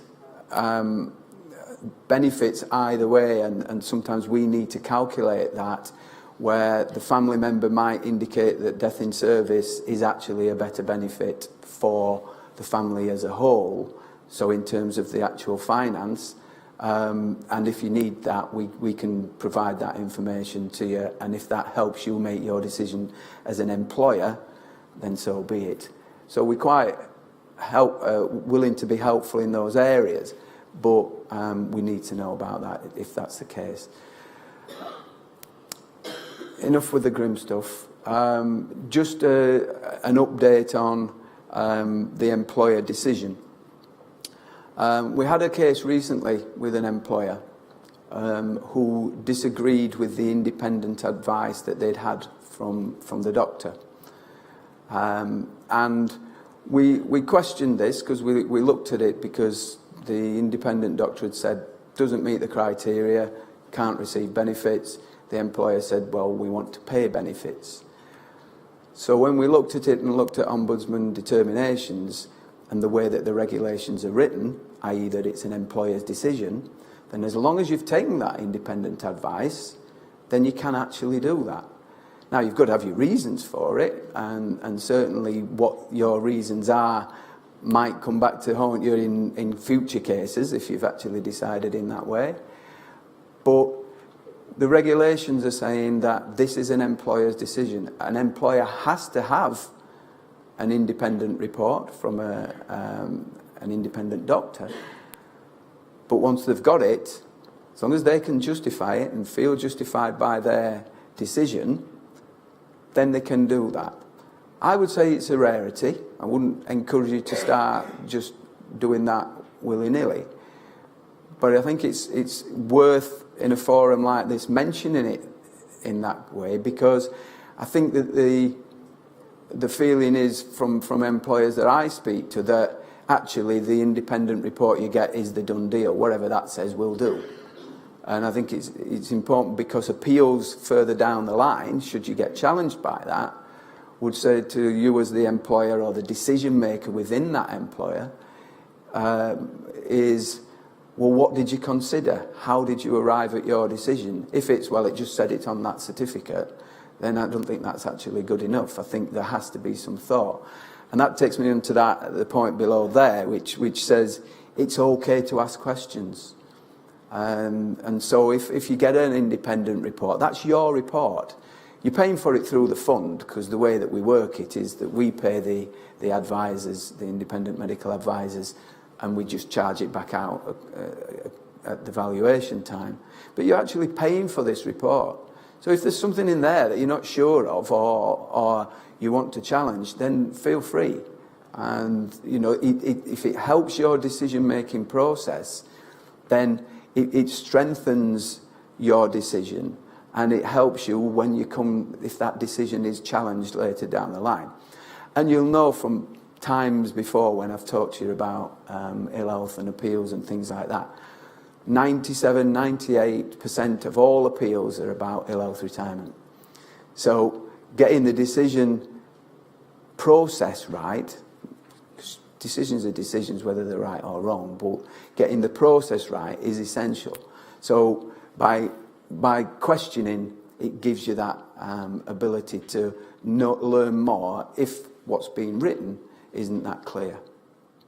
The independent doctors are good, but sometimes I think, you know, they forget that you've still got to make a decision at the end of all this, and I think you need that information to make you feel comfortable with the decisions that you're making. Pick something else up at the Ombudsman, which is a case that Greater Manchester went through, where they'd got not an ill health retirement, but they'd got a deferred into payment. Somebody who'd left a few years before would apply to have their benefits paid on health grounds. So this is an application. So ill health retirement is not an application, that's employer-led. So where the member works for you, they're off sick, you're deciding to finish their job, that's an employer-led event. Deferred benefits into payment on medical grounds, however, is an application because you don't know that the member's ill. They come to you and say, I'm ill, I think I meet the criteria, can I have my benefits?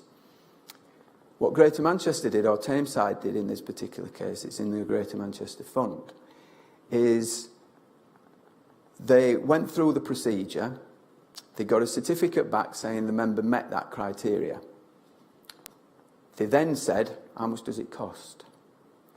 And in this case, because it was a senior person who'd been in Trafford Council, it cost 400 grand to allow them to go. So they said, no, we're not paying that because that's going to cost us too much money. That's going to affect our contribution rate going forward. We're not paying it. So the regulations were tested. It went to appeal, and the stage one referee, and if I'd have done it, I'd have said the same thing. Said it's basically you've got the decision, you should follow it. What they did is said no. They said the council is right to consider their budgets.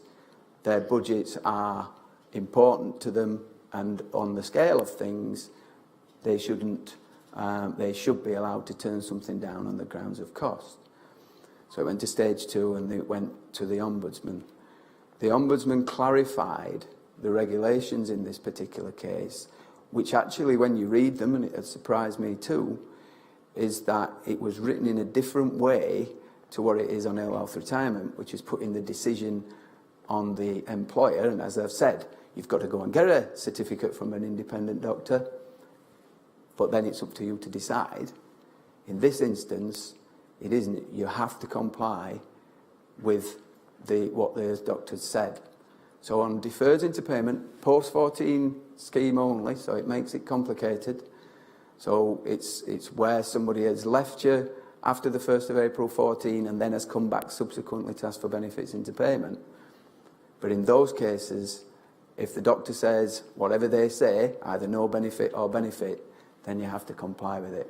So I felt it was important just to get the distinction there, because it seems weird, and to be perfectly honest, I would say that that is probably a drafting thing. I'm cynical, but I think that's the way that it's written. But we have this on numerous occasions within the scheme regulations. CLG, who produce the regulations, don't tell us what they mean. They just tell us to apply them. And in this instance, you build up case history on events like that that then drive you forward. Now, it may not happen here, but I thought it was worth just putting that there for you today. Has anybody been on a GDPR course? I knew you would have. Do you know what it means? Do you know about it at all? I mean, it's data protection. It's under a new name, and it's coming in from May next year. There's a lot of stuff on these slides, and I ain't going to be reading them all out. And it ain't training or anything like that.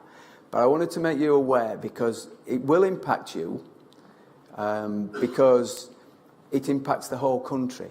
This is not pensions data protection. This is data protection, and it's been brought about really by the change that's happened with regard to how people use and obtain data about citizens.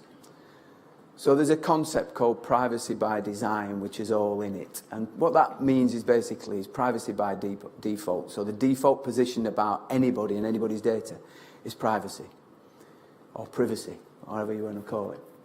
Now, as far as we're all concerned in this room, is we deal with a lot of data. We deal with scheme members. We deal with a lot of personal information. We've just been talking about ill health retirement. There's, within GDPR, there's how you deal with sensitive data. And sensitive data is this kind of stuff I've just been talking about. People who are dying, people who are seriously ill, or just people who are ill. I mean, we come through our office securely, but it comes into our office. Lots of personal information about individuals, and really detailed medical reports and things like that. So we've got to implement this, and it's going to be a fair amount of work. And the reason I ask if you've been to seminars is because, for me, they seem to be coming out of as it is at the moment. There's lots of organisations wanting to get you on a GDPR course, wanting you to consider your organisation and how you are going to approach putting this into operation. I was out last Friday at one in Manchester. To be fair, it's the first one I'd been to. I'd kind of tried to avoid it, but it ultimately, you start to realise that this is a bit bigger than what you'd thought initially. I mean, let's face it, we've been running data protection, and I think successfully in our organisation, since the Data Protection Act that came in 98. But the way that we use data and have that has changed significantly. The way that data's stored, I mean, you store data in the cloud perhaps. I mean, we have email backups through our email service provider that enables us to get emails back that we've sent and received over the last 5 years. So they're stored somewhere. What's in those emails could be, from my perspective, information about individuals and things like that. So that's changed. The way that, not us, but the way that people market data to you. And so, the data marketing, where you've either ticked a box on a form or not, but all of a sudden you'll get stuff from companies. And similarly on the internet, where you'll log into somewhere, so you've got an account with someone, and then suddenly someone else is sending you information and targeting you because you bought something here, and then suddenly something related to that appears over there, and things like that. So the world is changing, and what the Information Commissioner wants, and Europe-wide, because this is a European directive, is that no matter what country you are in Europe, your right from a data subject is the same wherever you are, and that organisations all respond in that way. And it does mean going back to the drawing board. As much as I hate to think about it, it does mean going back to the drawing board to ensure that we comply. Now, the Information Commission is not daft, and it's probably taking a leaf out of Ian's book, in that the penalties for non-compliance are massive. Under data protection, I think the maximum was 500,000, which is a lot, don't get me wrong, it's a lot, but and there have been some councils, some who have lost pensions data in a skip in Scotland, who got fined £400,000. So it has happened. But the penalties under Gdpr are 20 million euros, or 4% of turnover if you're a company, and it's greater. But 20 million euros is a significant amount of money, and I think, you know, all of us would want to think, well, crikey, if that's going to be us, that's going to be on the front of every newspaper in the country at some point, and somebody will be, I am sure. So there's a thought process is we can't sleepwalk into this. Brexit won't change it. It's a European directive, but the government have already said that this survives Brexit. We'll have our own data protection bill, it's already out in draft, which will cover all of the ground and maybe a little bit more besides. But it's a recognition that as a person, so we're all here as individual people, then we have got rights with regarding to our personal data. So bringing it into a pension perspective, there's things that, you know, in all those objectives there that you can then apply into a pensions scenario.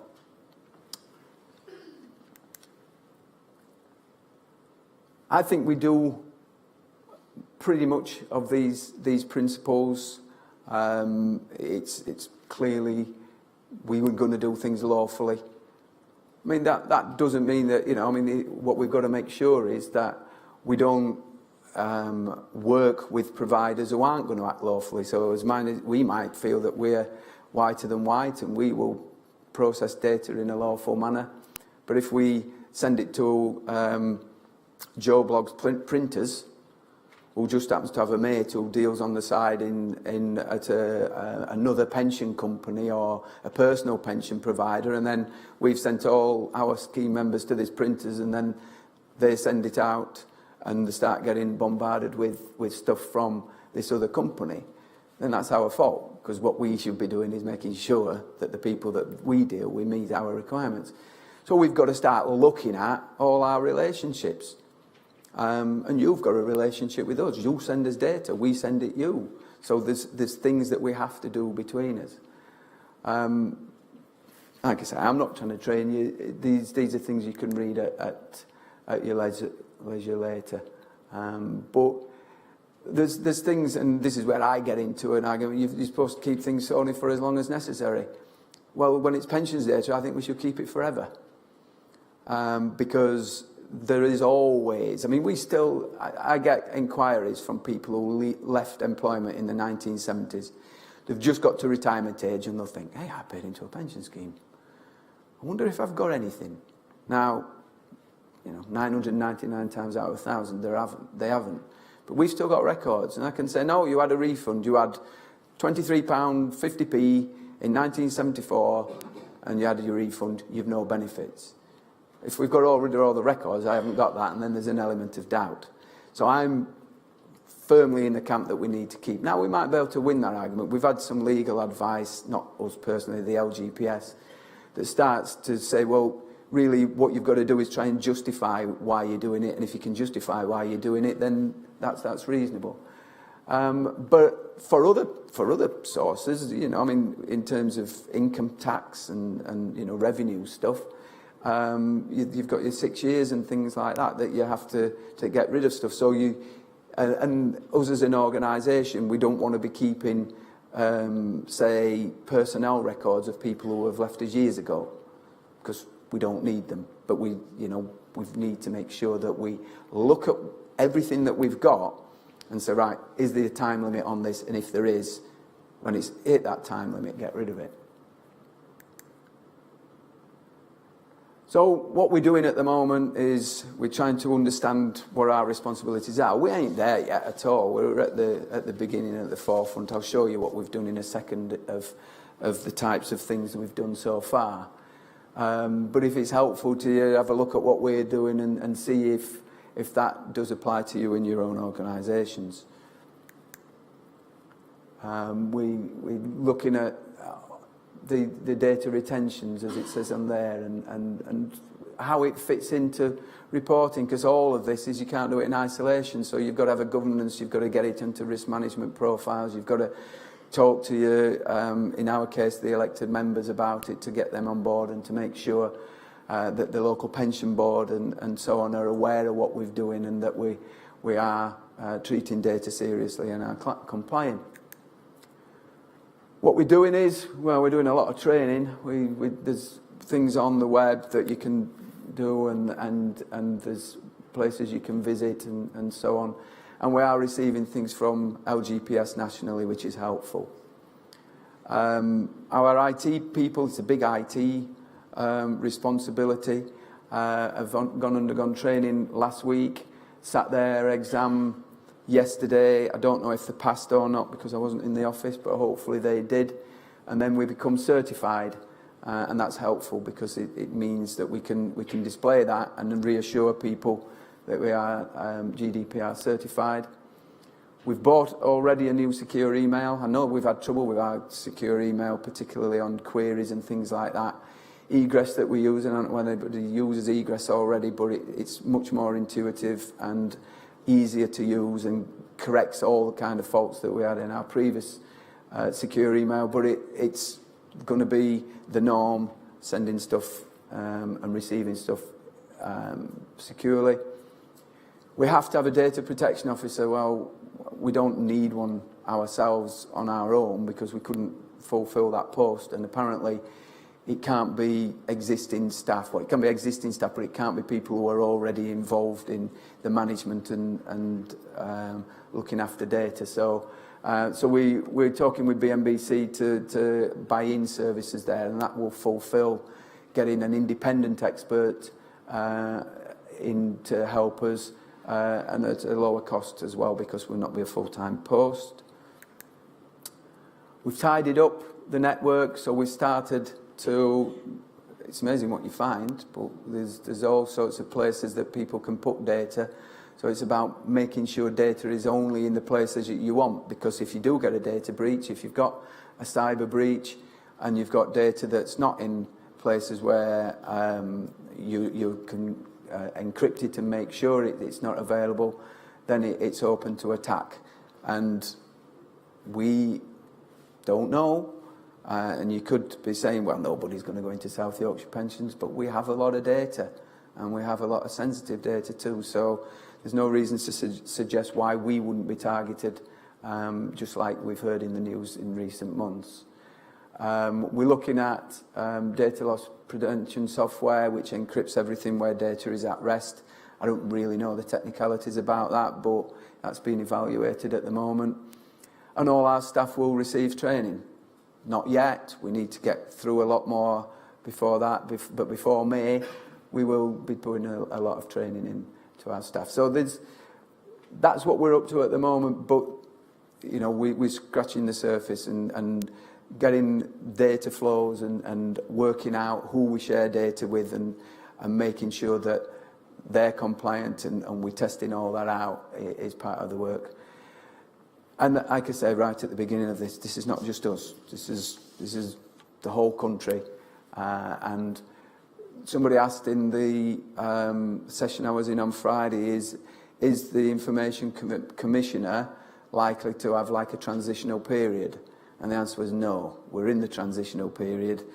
From day one, if you get a breach, you're in the new thing. You're into the €20 million fines.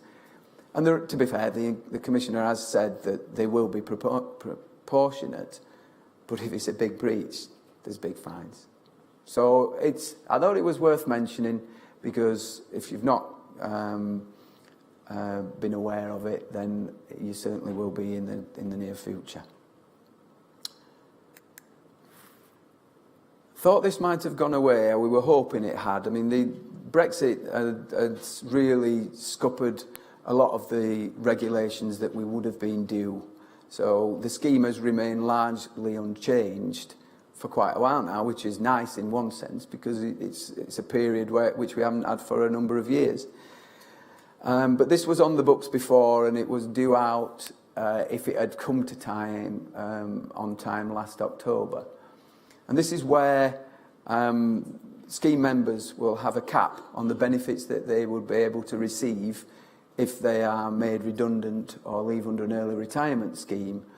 And the combination of the three things there, strain cost, redundancy and any compensation, exceeds £95,000, it will be limited to £9,000, which means either one of their lump sums will have to be reduced, or it's quite possible that they can say, no, I still want my lump sums, but I'll pay for having some of my pension reduced and having an actuarial reduction from their pension instead.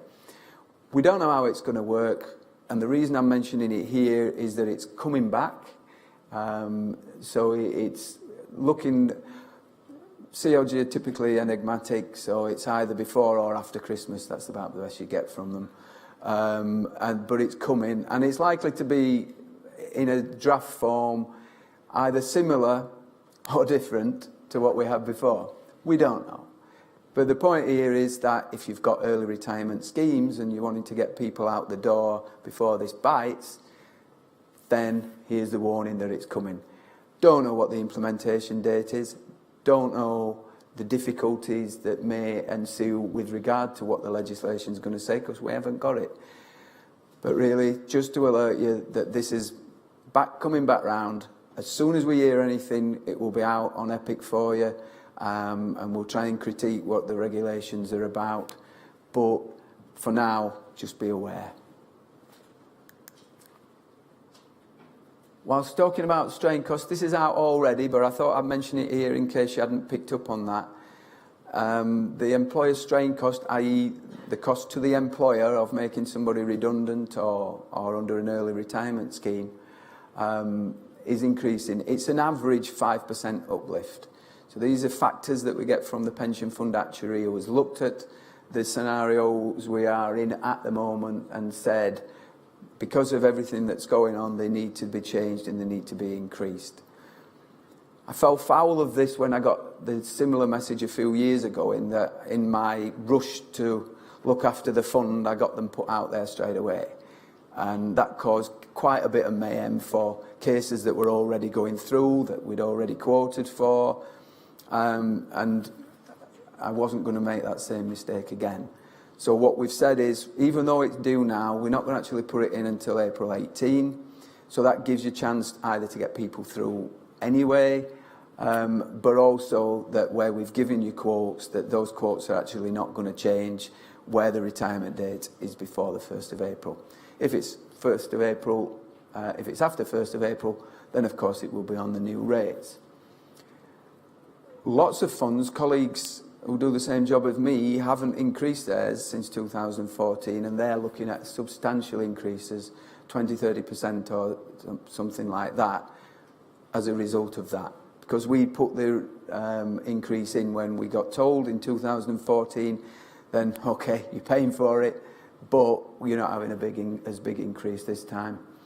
And in terms of the universal factors, this harks back to my last screen, in that in order to make the exit cap work, I can only imagine, might be wrong, I can only imagine we're going to have universal factors.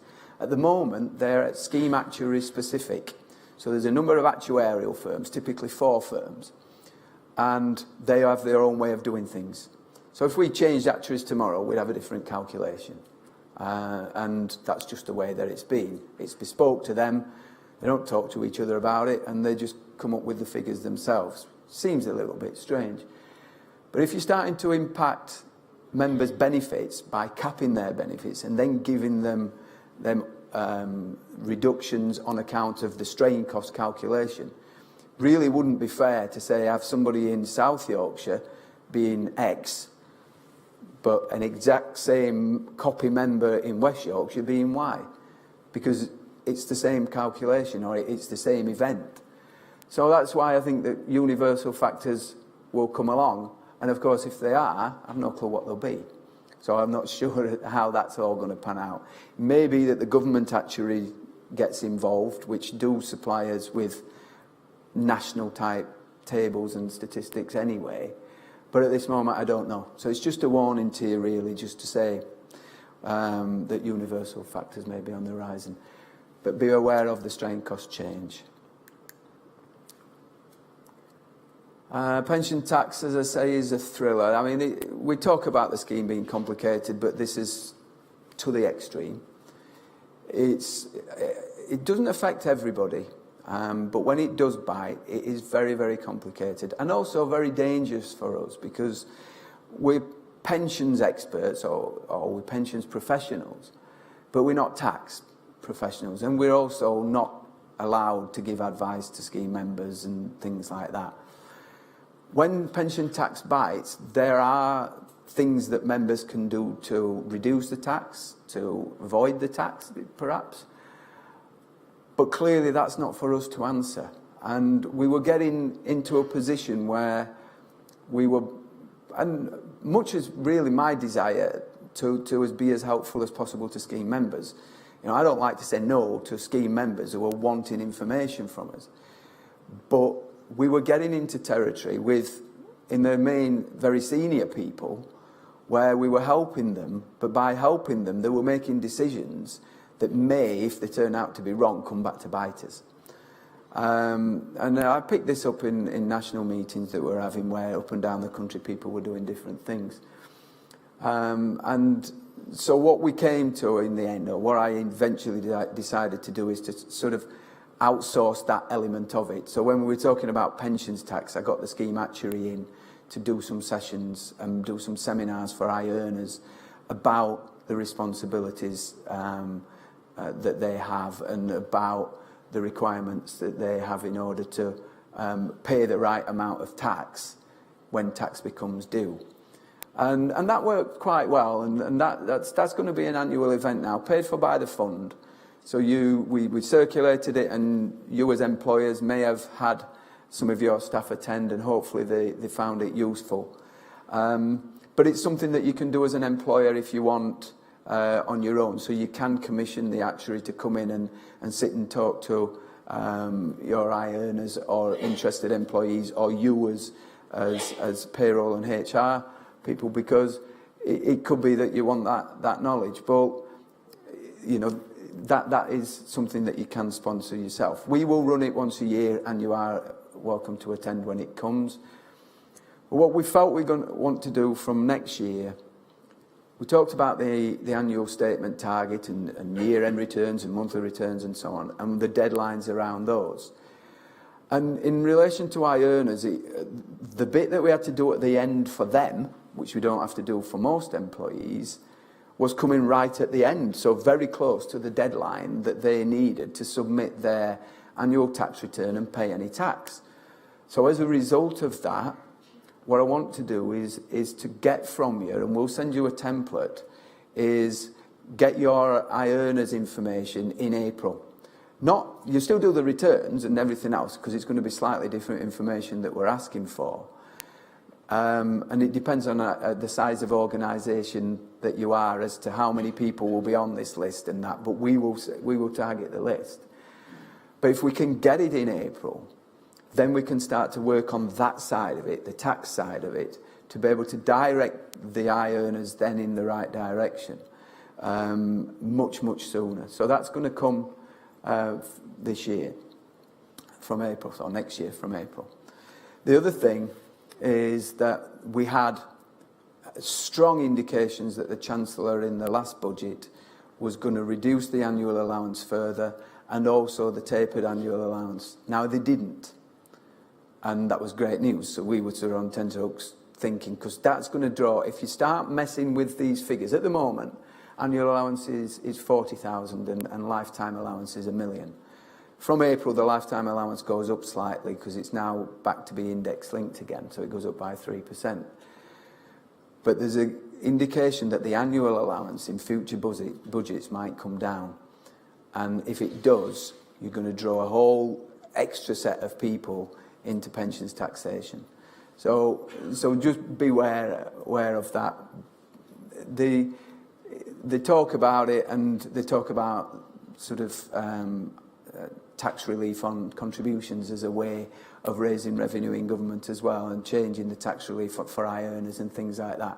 And they kind of trot it out every budget. Well, one of these days they're going to be right. So just bear that in mind. But I think just wanted to highlight pensions tax and the fact that we offer these seminars annually, or you can have them yourself if you want to do. We've talked about the pensions regulator. Not going to go into a great deal of detail on this particular slide, except to say that we have created a breach reporting mechanism that we can fess up if something has gone wrong, that we have to bring the regulator in. I did that this year without the procedure, but on annual statements, because we knew and deliberately set out not to meet the 31st of August deadline. We did that with the knowledge that all these changes that we're going to be putting in should back up our argument that we needed to change in order to meet the targets. So that's the type of things that Ian mentioned that I was talking to them about. And we succeeded in that they've recognised what we've done and they've said, yeah, that's good for the future. But of course, we've got to then pull it off. But there are other things that may be required for us to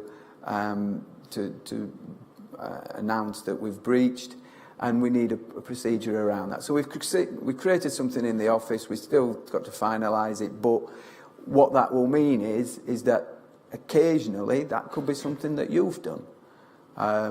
By if you just ignore us and refuse to send us any contributions, if you are persistently late at doing something, because if we can't do our job, we have at that point got to put it as a breach, or it's down as poor admin or something of that nature, but as part of that. So we've got that out there. We'll make that available to you on Epic. So it is really just to let you know that that's about. At national level, we've got Scheme Advisory Board. Scheme Advisory Board sits alongside the CLG. CLG will make the regulations, and they monitor the scheme at that national level. So basically, are things working as they should? And they look after the cost of the scheme. So they're really for employers in making sure that you're not paying more than you should, and that we're as efficient as we can be, and so on. And one of the things that they wanted to, well, we're getting information about, is the way that academies were dealt with within the LGPS, and indeed whether academies should be in the LGPS at all. So bear in mind that there are already thousands of them in the scheme. So what they did is they put out a tender for an organisation to produce a discussion piece and to an investigation piece, and PwC, PricewaterhouseCoopers, won that tender and put out that report after first consulting with lots of people. And so if you're an academy in this audience, maybe you were actually consulted as pensions administrators. We were, and they came out with certain things. So nothing was written out of what they were looking at. They were given a free rein to look at everything, and this is what they came up with, which may or may not reassure you, dependent on what type of employer you are. But it was, I think, welcome news to protect the benefits of members that were in the LGPS, so not kick academy members out of the scheme, to look after and by ring fencing the costs, really to look after the other employers in the fund, so there's no cross subsidy between employers within the funds. Improve the efficiency and effectiveness of admin. They're not all as good as us out there. There's 90 odd funds. and increase the accuracy and reliability of data. So all the kind of things that you would say. But by doing so, they want to make sure that they don't significantly alter the cash flows. Now, this was welcome news to my ears, because that means that they're not all going to go into one fund. Because there has been, if you remember, or you may not be aware, but the probation service, which we'd administered for a long time, became a national body, and all the members from all the pension funds that they were in went across to Greater Manchester Pension Fund and were administered in one place. So in theory, in the background, that could have happened with academies. You would just have a fund that looked after academies. But that would significantly impact the cash flow of pension funds as a result. So I think that that's significant in there. And similarly, alter the assets at pool level where assets are currently being pooled. They're at the next stage now, so something will happen. So if you're in academy, something will happen. And there will be some legislation at some point in the future, unless they come up with something that just says, oh, well, it's too difficult to do and we're just going to leave it as it is. But there's too much disparity in the way that academies are treating pension funds, in LGPS pension funds, in my opinion, for that to happen. So something will happen. And then lastly, there's something still to report. This is on Tier 3 employers, and these are the small bodies in the fund, of which we've got quite a number, who aren't backed up by the local taxpayer or national taxpayer. There may be a charity of that type of organisation. And there are potential issues with those, because we've talked about the scheme being expensive we've talked about the scheme being complicated, but it's also very expensive too. And so for smaller organisations who have to do exactly what you all have to do, there are cost pressures and cost issues with that. So from a governance point of view, from a pension fund point of view, one of our major things at the last valuation was trying to make sure that employers that we'd got, who we were perhaps increasing contribution rates, had an ability to pay. Because if we don't, and we don't find out about their ability to pay, then ultimately it becomes an orphan liability within the fund, which gets shared around everybody else. So our job is got to be about looking at these employers, these smaller employers, and saying, is there any danger of those in the short-term period terminating? Are they perhaps thinking of terminating in the background and not telling us? And if they do terminate, can they afford the amount of termination payment, which is substantial, even for a couple of employees? Can they afford to pay that so that the rest of the employers aren't at risk? And of course, this is happening up and down the country. So the idea here is looking at whether, for the Tier 3 type employers, they are actually in the right scheme and things are as they should be for them. So nothing yet, but if you are one of those employers, this is going off in the background. If you're not one of them employers, it is about making sure that the fund protects all its employers, not just individual ones, and we're not going to be putting undue costs onto you without first going through the things with the employers concerned. So essentially, watch this space too. So those are all the sort of current things. I'm sure there might be other things. Hopefully you've got something out of that. You might not be interested in it all, but hopefully if there's any areas that you want to ask me questions about, then feel free. I don't know what time it is, but unless there's any questions, we're about due for lunch. So has anybody got anything you want to ask me about anything?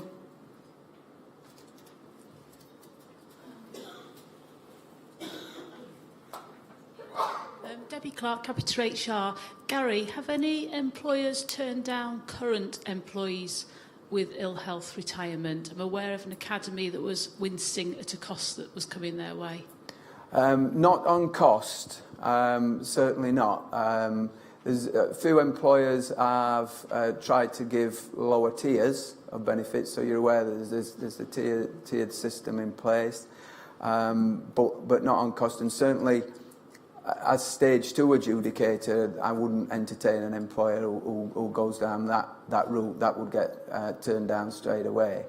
I think the main thing here is on ill health is to talk to us about any issues that you have. But I've no actual evidence of anybody just turning down on grounds of cost. Okay, thanks. Okay. Right, well, you've got me straight after lunch, so how long got for lunch, Ian, is it? Hour and 15. Right. Right, so 2 o'clock? Yeah. 2 o'clock? Yeah, okay. Back in at 2 then. Thank you very much.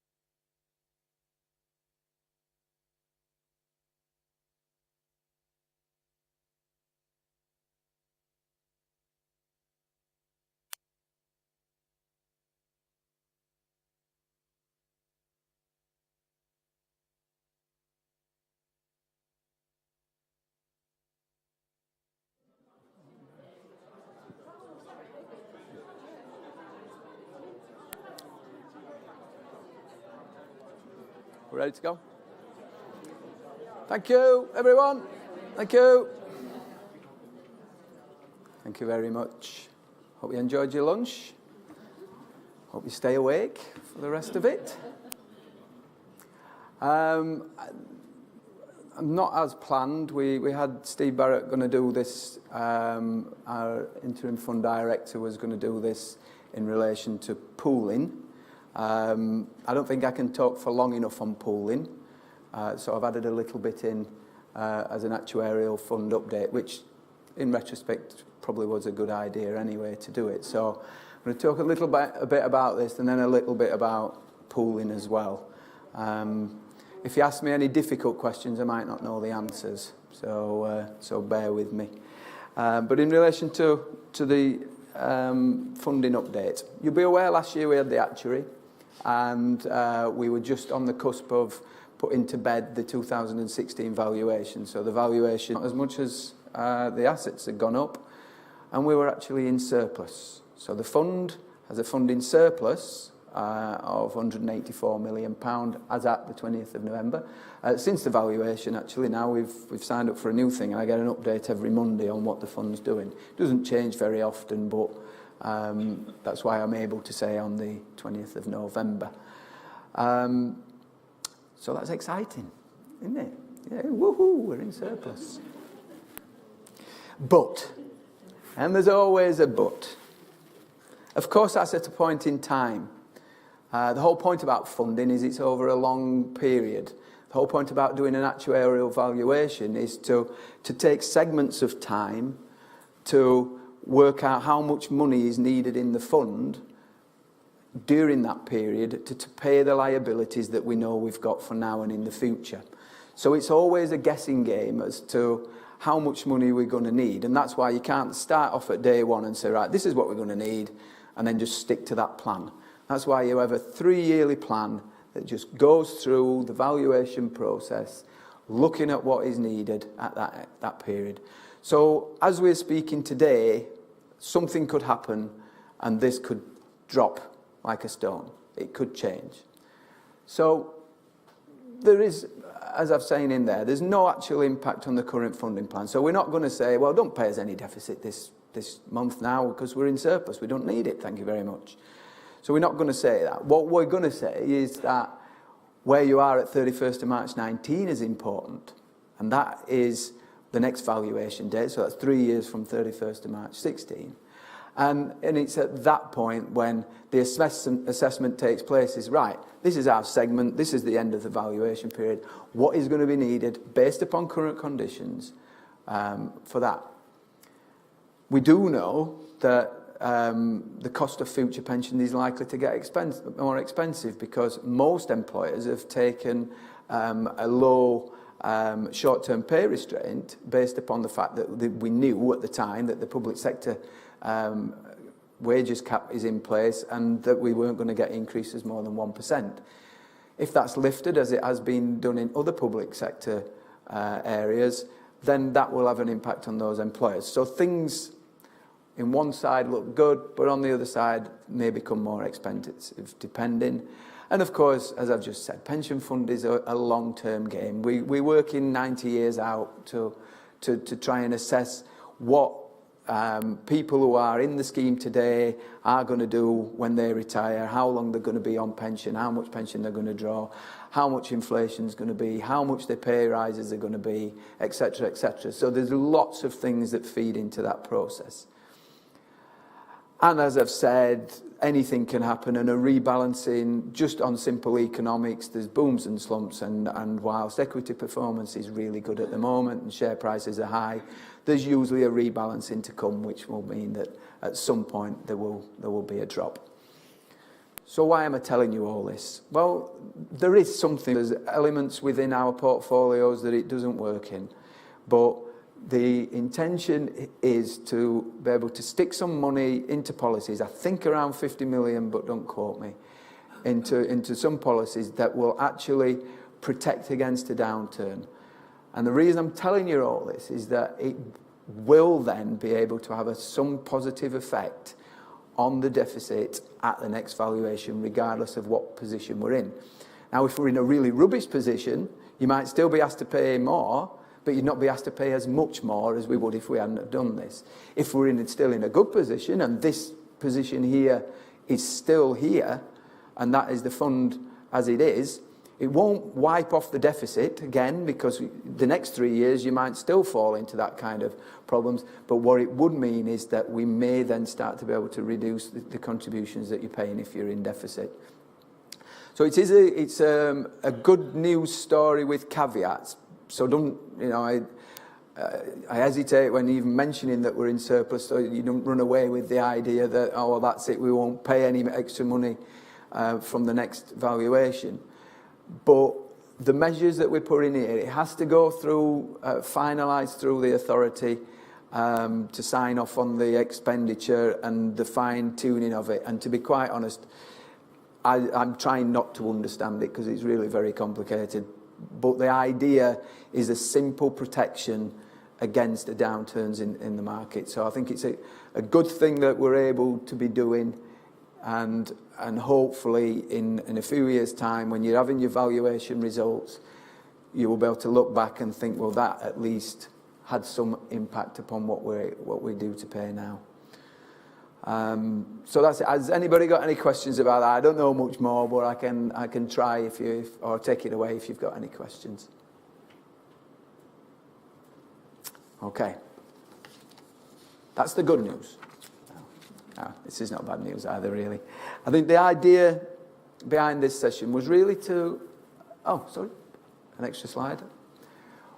No significant impact on termination valuations. So if you're an employer that's going through a termination, then the fact that we're in surplus doesn't mean that you don't owe anything into the fund, because the termination valuations are based on what's known as minimum risk to the fund in the future. So basically the fund tries to mitigate everything that might happen with regard to the members from that employer, that terminating employer, over that period for their liability.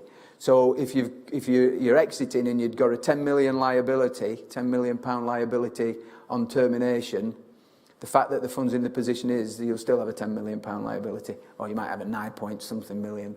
But effectively, we're still working on the least risk basis, because we've got to ensure that we don't cross-subsidise and we don't put anything onto any employer that's going forward by not getting enough money in. So you always try to make sure that you get the most money from a terminating employer.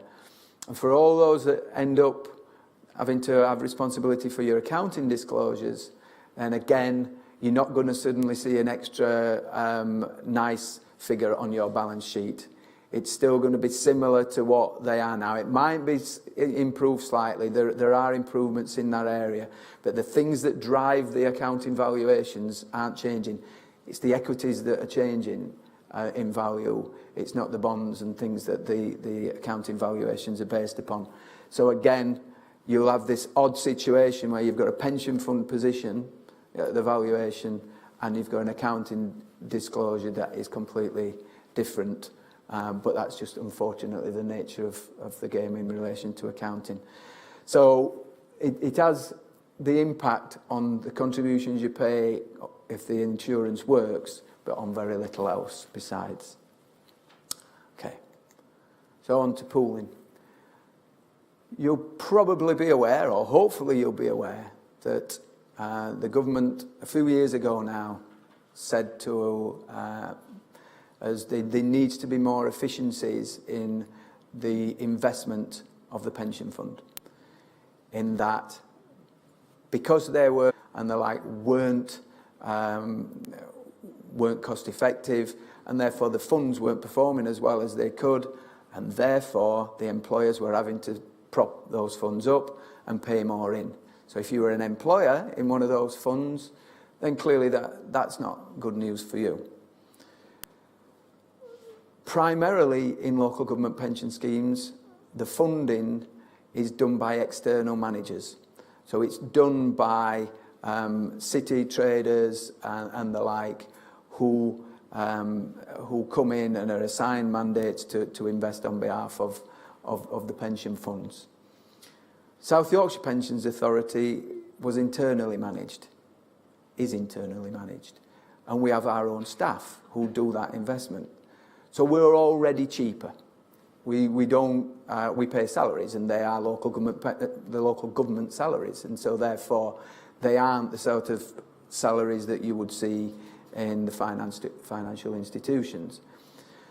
So pooling wasn't necessarily a good idea for us, but nevertheless, the challenge was find yourself a mate, or two, or three, as the case may be, and form yourselves into 6 to 8 pools where you could join together and pool all your investments. So we've just seen that our fund is worth £8 billion. We'd take our 8 billion, don't exactly work like that, but we'd take our 8 billion and merge it with someone else, and someone else, and someone else, until you get to a point where you've got much more money under management, 40, 50 billions and things like that.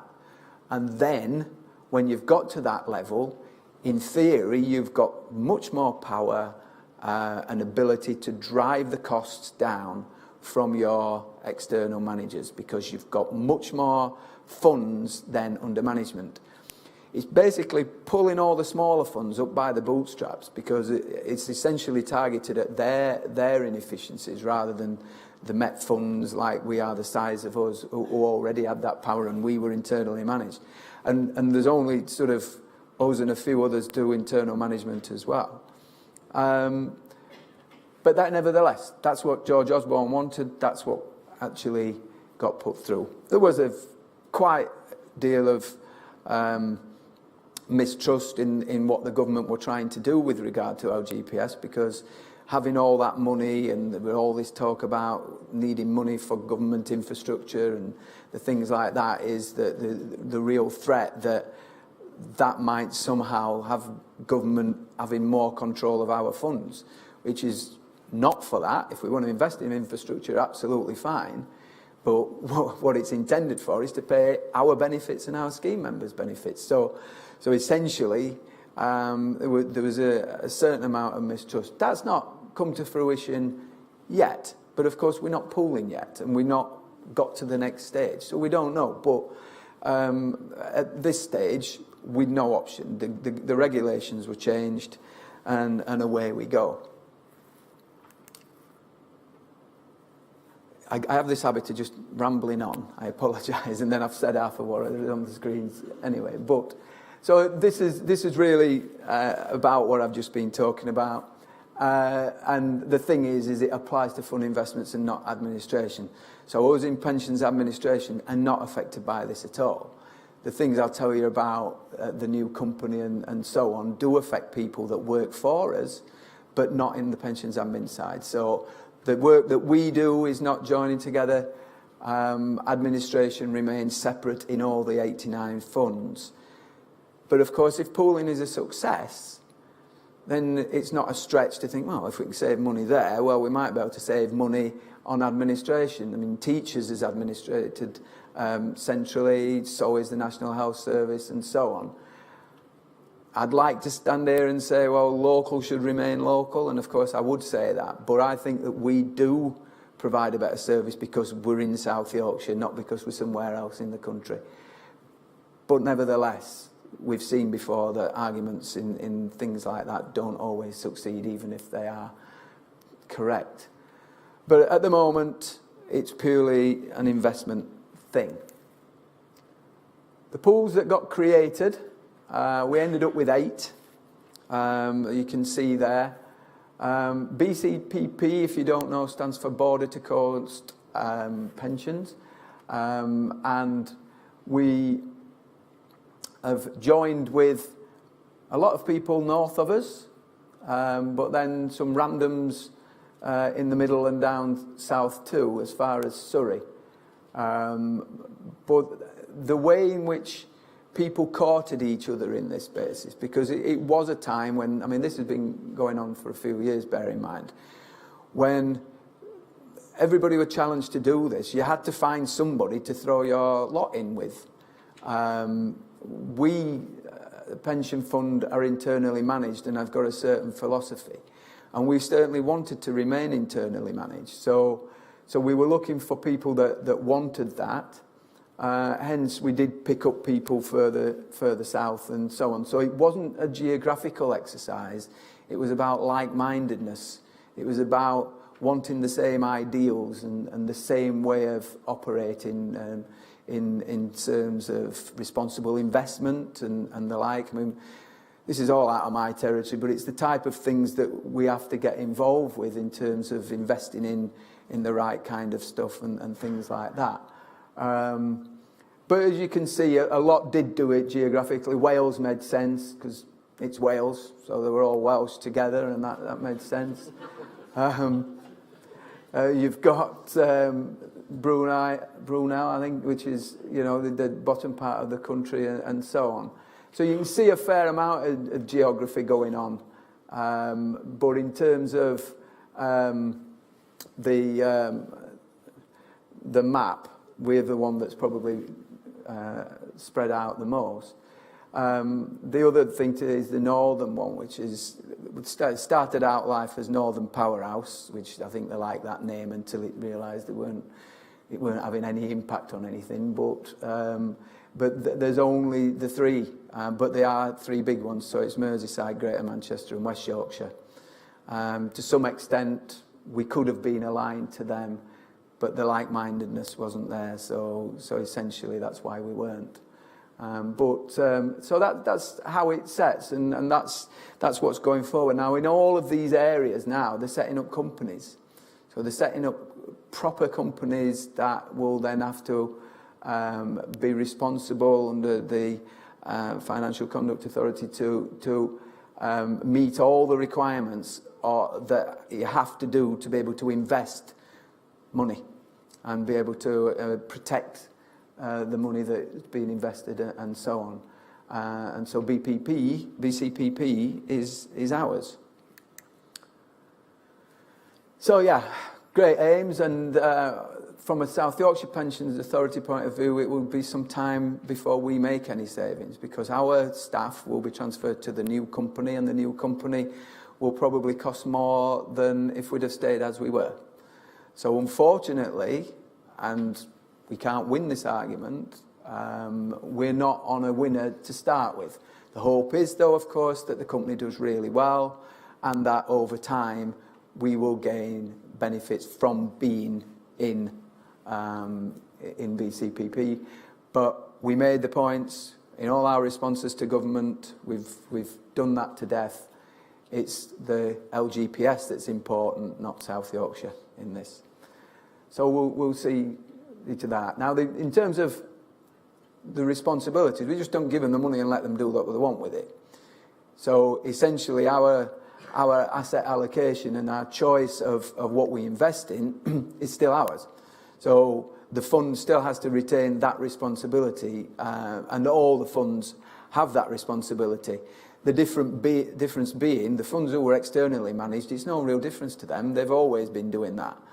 It's different to us because we haven't got our staff carrying out our requirements, not the pool as it is now or will be to come. If Steve were here asking what he meant with this slide, because when I've looked at it, and unfortunately I were only doing my own work on it today, there's a few things that seem a bit contradictory, because it's saying benefits of scale and then there are some negatives on there. So you just have to take it as read. But the things on there is some of the things I've been saying. Larger funds should be able to achieve cost reduction by leveraging lower fees. Rationalisation of external managers. If you've got them, you can streamline them and draw the fees down in that way. Then it says no proof larger funds achieve higher gross returns, which seems to be a little bit contradictory. But I think I have remembered in the past that I think there's some super large funds elsewhere in the world, and they say that there becomes a point when you can't drive down costs anymore, when it's too big. I think there's some sort of national pension schemes. I think Holland has one or something like that. So it may be something to do with that. But there's the 3 to 10 years, which is where we're thinking the extra cost for us might come during that period.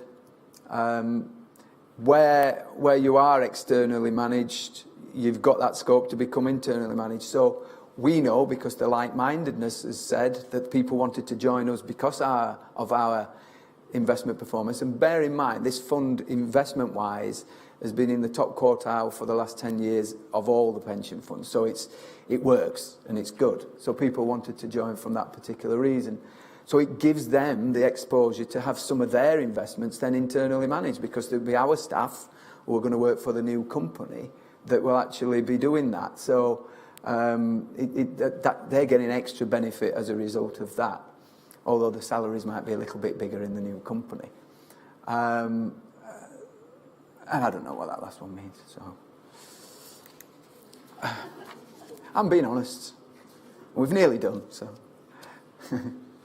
Looking at the scale of things, this is at March 17, so obviously, when I was telling you about the other stuff, the figures are a little bit higher. So you can see we're South Yorkshire's there at 7.6 billion, so we're next biggest to be tied, and I'm very competitive, and I wanted us to be biggest, but we're not, unfortunately. But you can see some of the smaller funds, and, all right, these are 2s and 7s, but the difference between 2 billion and 7 billion is a lot. It's the difference between 2 and 7, but 2 and 7 billion, it's a lot. So you can see the sort of scale of some of these other funds. But those are all our partners in Border to Coast. And at March 17, it will be 43.3 billion, but that's well over 50 billion now, because our funds and all the LGPS funds, to different degrees, are seeing the upturn in terms of current value as we are. So, but that's and also an interesting fact is that's between that is 1.2 million scheme members, so quite a lot of members. So investment decision making, that's just to reassure you really that we're not giving away the keys to the fund. It's still us, it's still South Yorkshire Pensions Authority. There's still the expert people who are involved in that, are still involved in that, and the compliance with all the regulatory information and things that governance has to be done is going to be done and is being done by the company. So that's trying to reassure you. There are committees, there's committees for everything, as you gather. I mean, in the setup, there's been personnel committees, finance committees, Section 151 officer committees and the like. So a lot of talking's been done, a lot of legal advice has been obtained, and everything else. And the setup is quite, has been quite difficult to do and quite intense. But it's ensuring that there is elected member representation, as there is at the Pensions Authority and in each other authority at the moment, to be able to bring the BCPP organisation to task.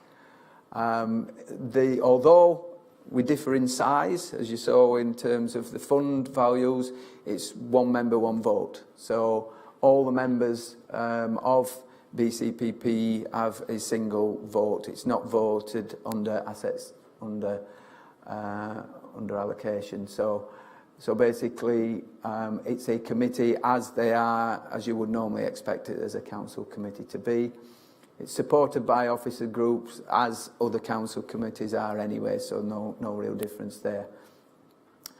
And of course, the operating company is out there to make us all money, or make all the pension funds money. So it needs to be held accountable for its performance, and it will be done by this team. So the recruitment to the company, of course, was crucial, because you had to get the right people in place.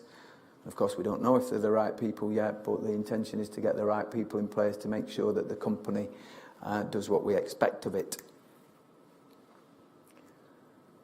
Various things that will do, as with any company, it operates like a company. It's an investment company, so it will hold annual meetings, it will report to us, it will have independent scrutiny and everything else. So It's basically doing what we all used to do, but jointly and on a bigger scale. The implementation timeline, it was due for 1st of April, but they got wind of our monthly posting and decided to move it. So it's now 1st of June, and that's basically because it has taken a hell of a time to get things fully done. Government did sign it off last autumn. FCA approval still required, I believe. Top teams fairly well established in process. We have a chair. We have directors that have been appointed, non-executive directors. We have a chief executive. We have a chief operating officer. And I think I don't know whether it's been appointed yet, but the next one is the chief investments officer. It's going to be based in Leeds. I think the office accommodation has been chosen. It's ironic that Leeds is in West Yorkshire and West Yorkshire aren't in the pool. But I think Leeds being a city and a sort of financial area was chosen because if you look at the map about how many far north there are, then I think Leeds was about as far south as they wanted to go. In terms of internal management, there is teams being transferred from South Yorkshire, so there'll be some of our staff that we're transferring, up to 7. There will be some legacy jobs that remaining, so the people may choose to stay in them instead. And then there are some from East Riding Pension Fund and some from Teesside Pension Fund. And those will be the staff who are internally managed who will transfer into the offices in Leeds. And then there will be more recruitment then from managers to manage the other funds as well. So in total, I'm thinking the last is about 50 to 60 staff will stop BCPP. There are some things that remain at fund level, so things that are illiquid, things like property. You can't just sell your property overnight. And we do invest in quite a bit of property, buildings, such as in retail parks is what I'm looking for. We also have farmland and things like that. So things that we're not going to divest in immediately because obviously you would lose money as a result of that. So there are things that can't be got out of, and I think there's some other equities that you can't get out of immediately as well. So there is still some work required in HQ, but over time it's intended that will transfer. But that might be a couple of years at least before that happens, so there will be things still remain here in South Yorkshire. And that's as much as I know on that subject, I think. I just thought I would do it rather than have a blank space of this and think to do anything else, but happy to take any questions if you've got any concerns, or we can move to the open forum and you can ask us about anything to do with anything today or things that we haven't covered that you might have wished we'd covered, and test us on our pensions knowledge. Any questions on this first of all, and then I might go and sit down and do open forum from down there. No? Okay, thank you very much.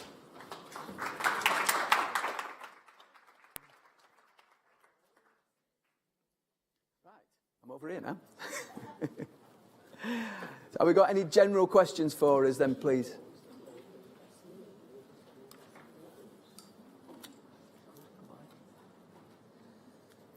Oh, do you all want to go home? Right then, I'll wrap up then, thank you. Well, thank you for coming. You are our good employers. I always say that because you come, and I hope you continue to come. I know we've hit you over the head with monthly postings today, but I've told you before why I think that's important. So, please retain that, pass on the knowledge. If you've got colleagues in other employers who haven't been, urge them to get in touch with us. And that aside, hopefully provided information that you weren't aware of or just reinforced anything that you'd heard of. So as far as we're concerned, if there's no further questions, thank you for coming and safe journey home. Thank you.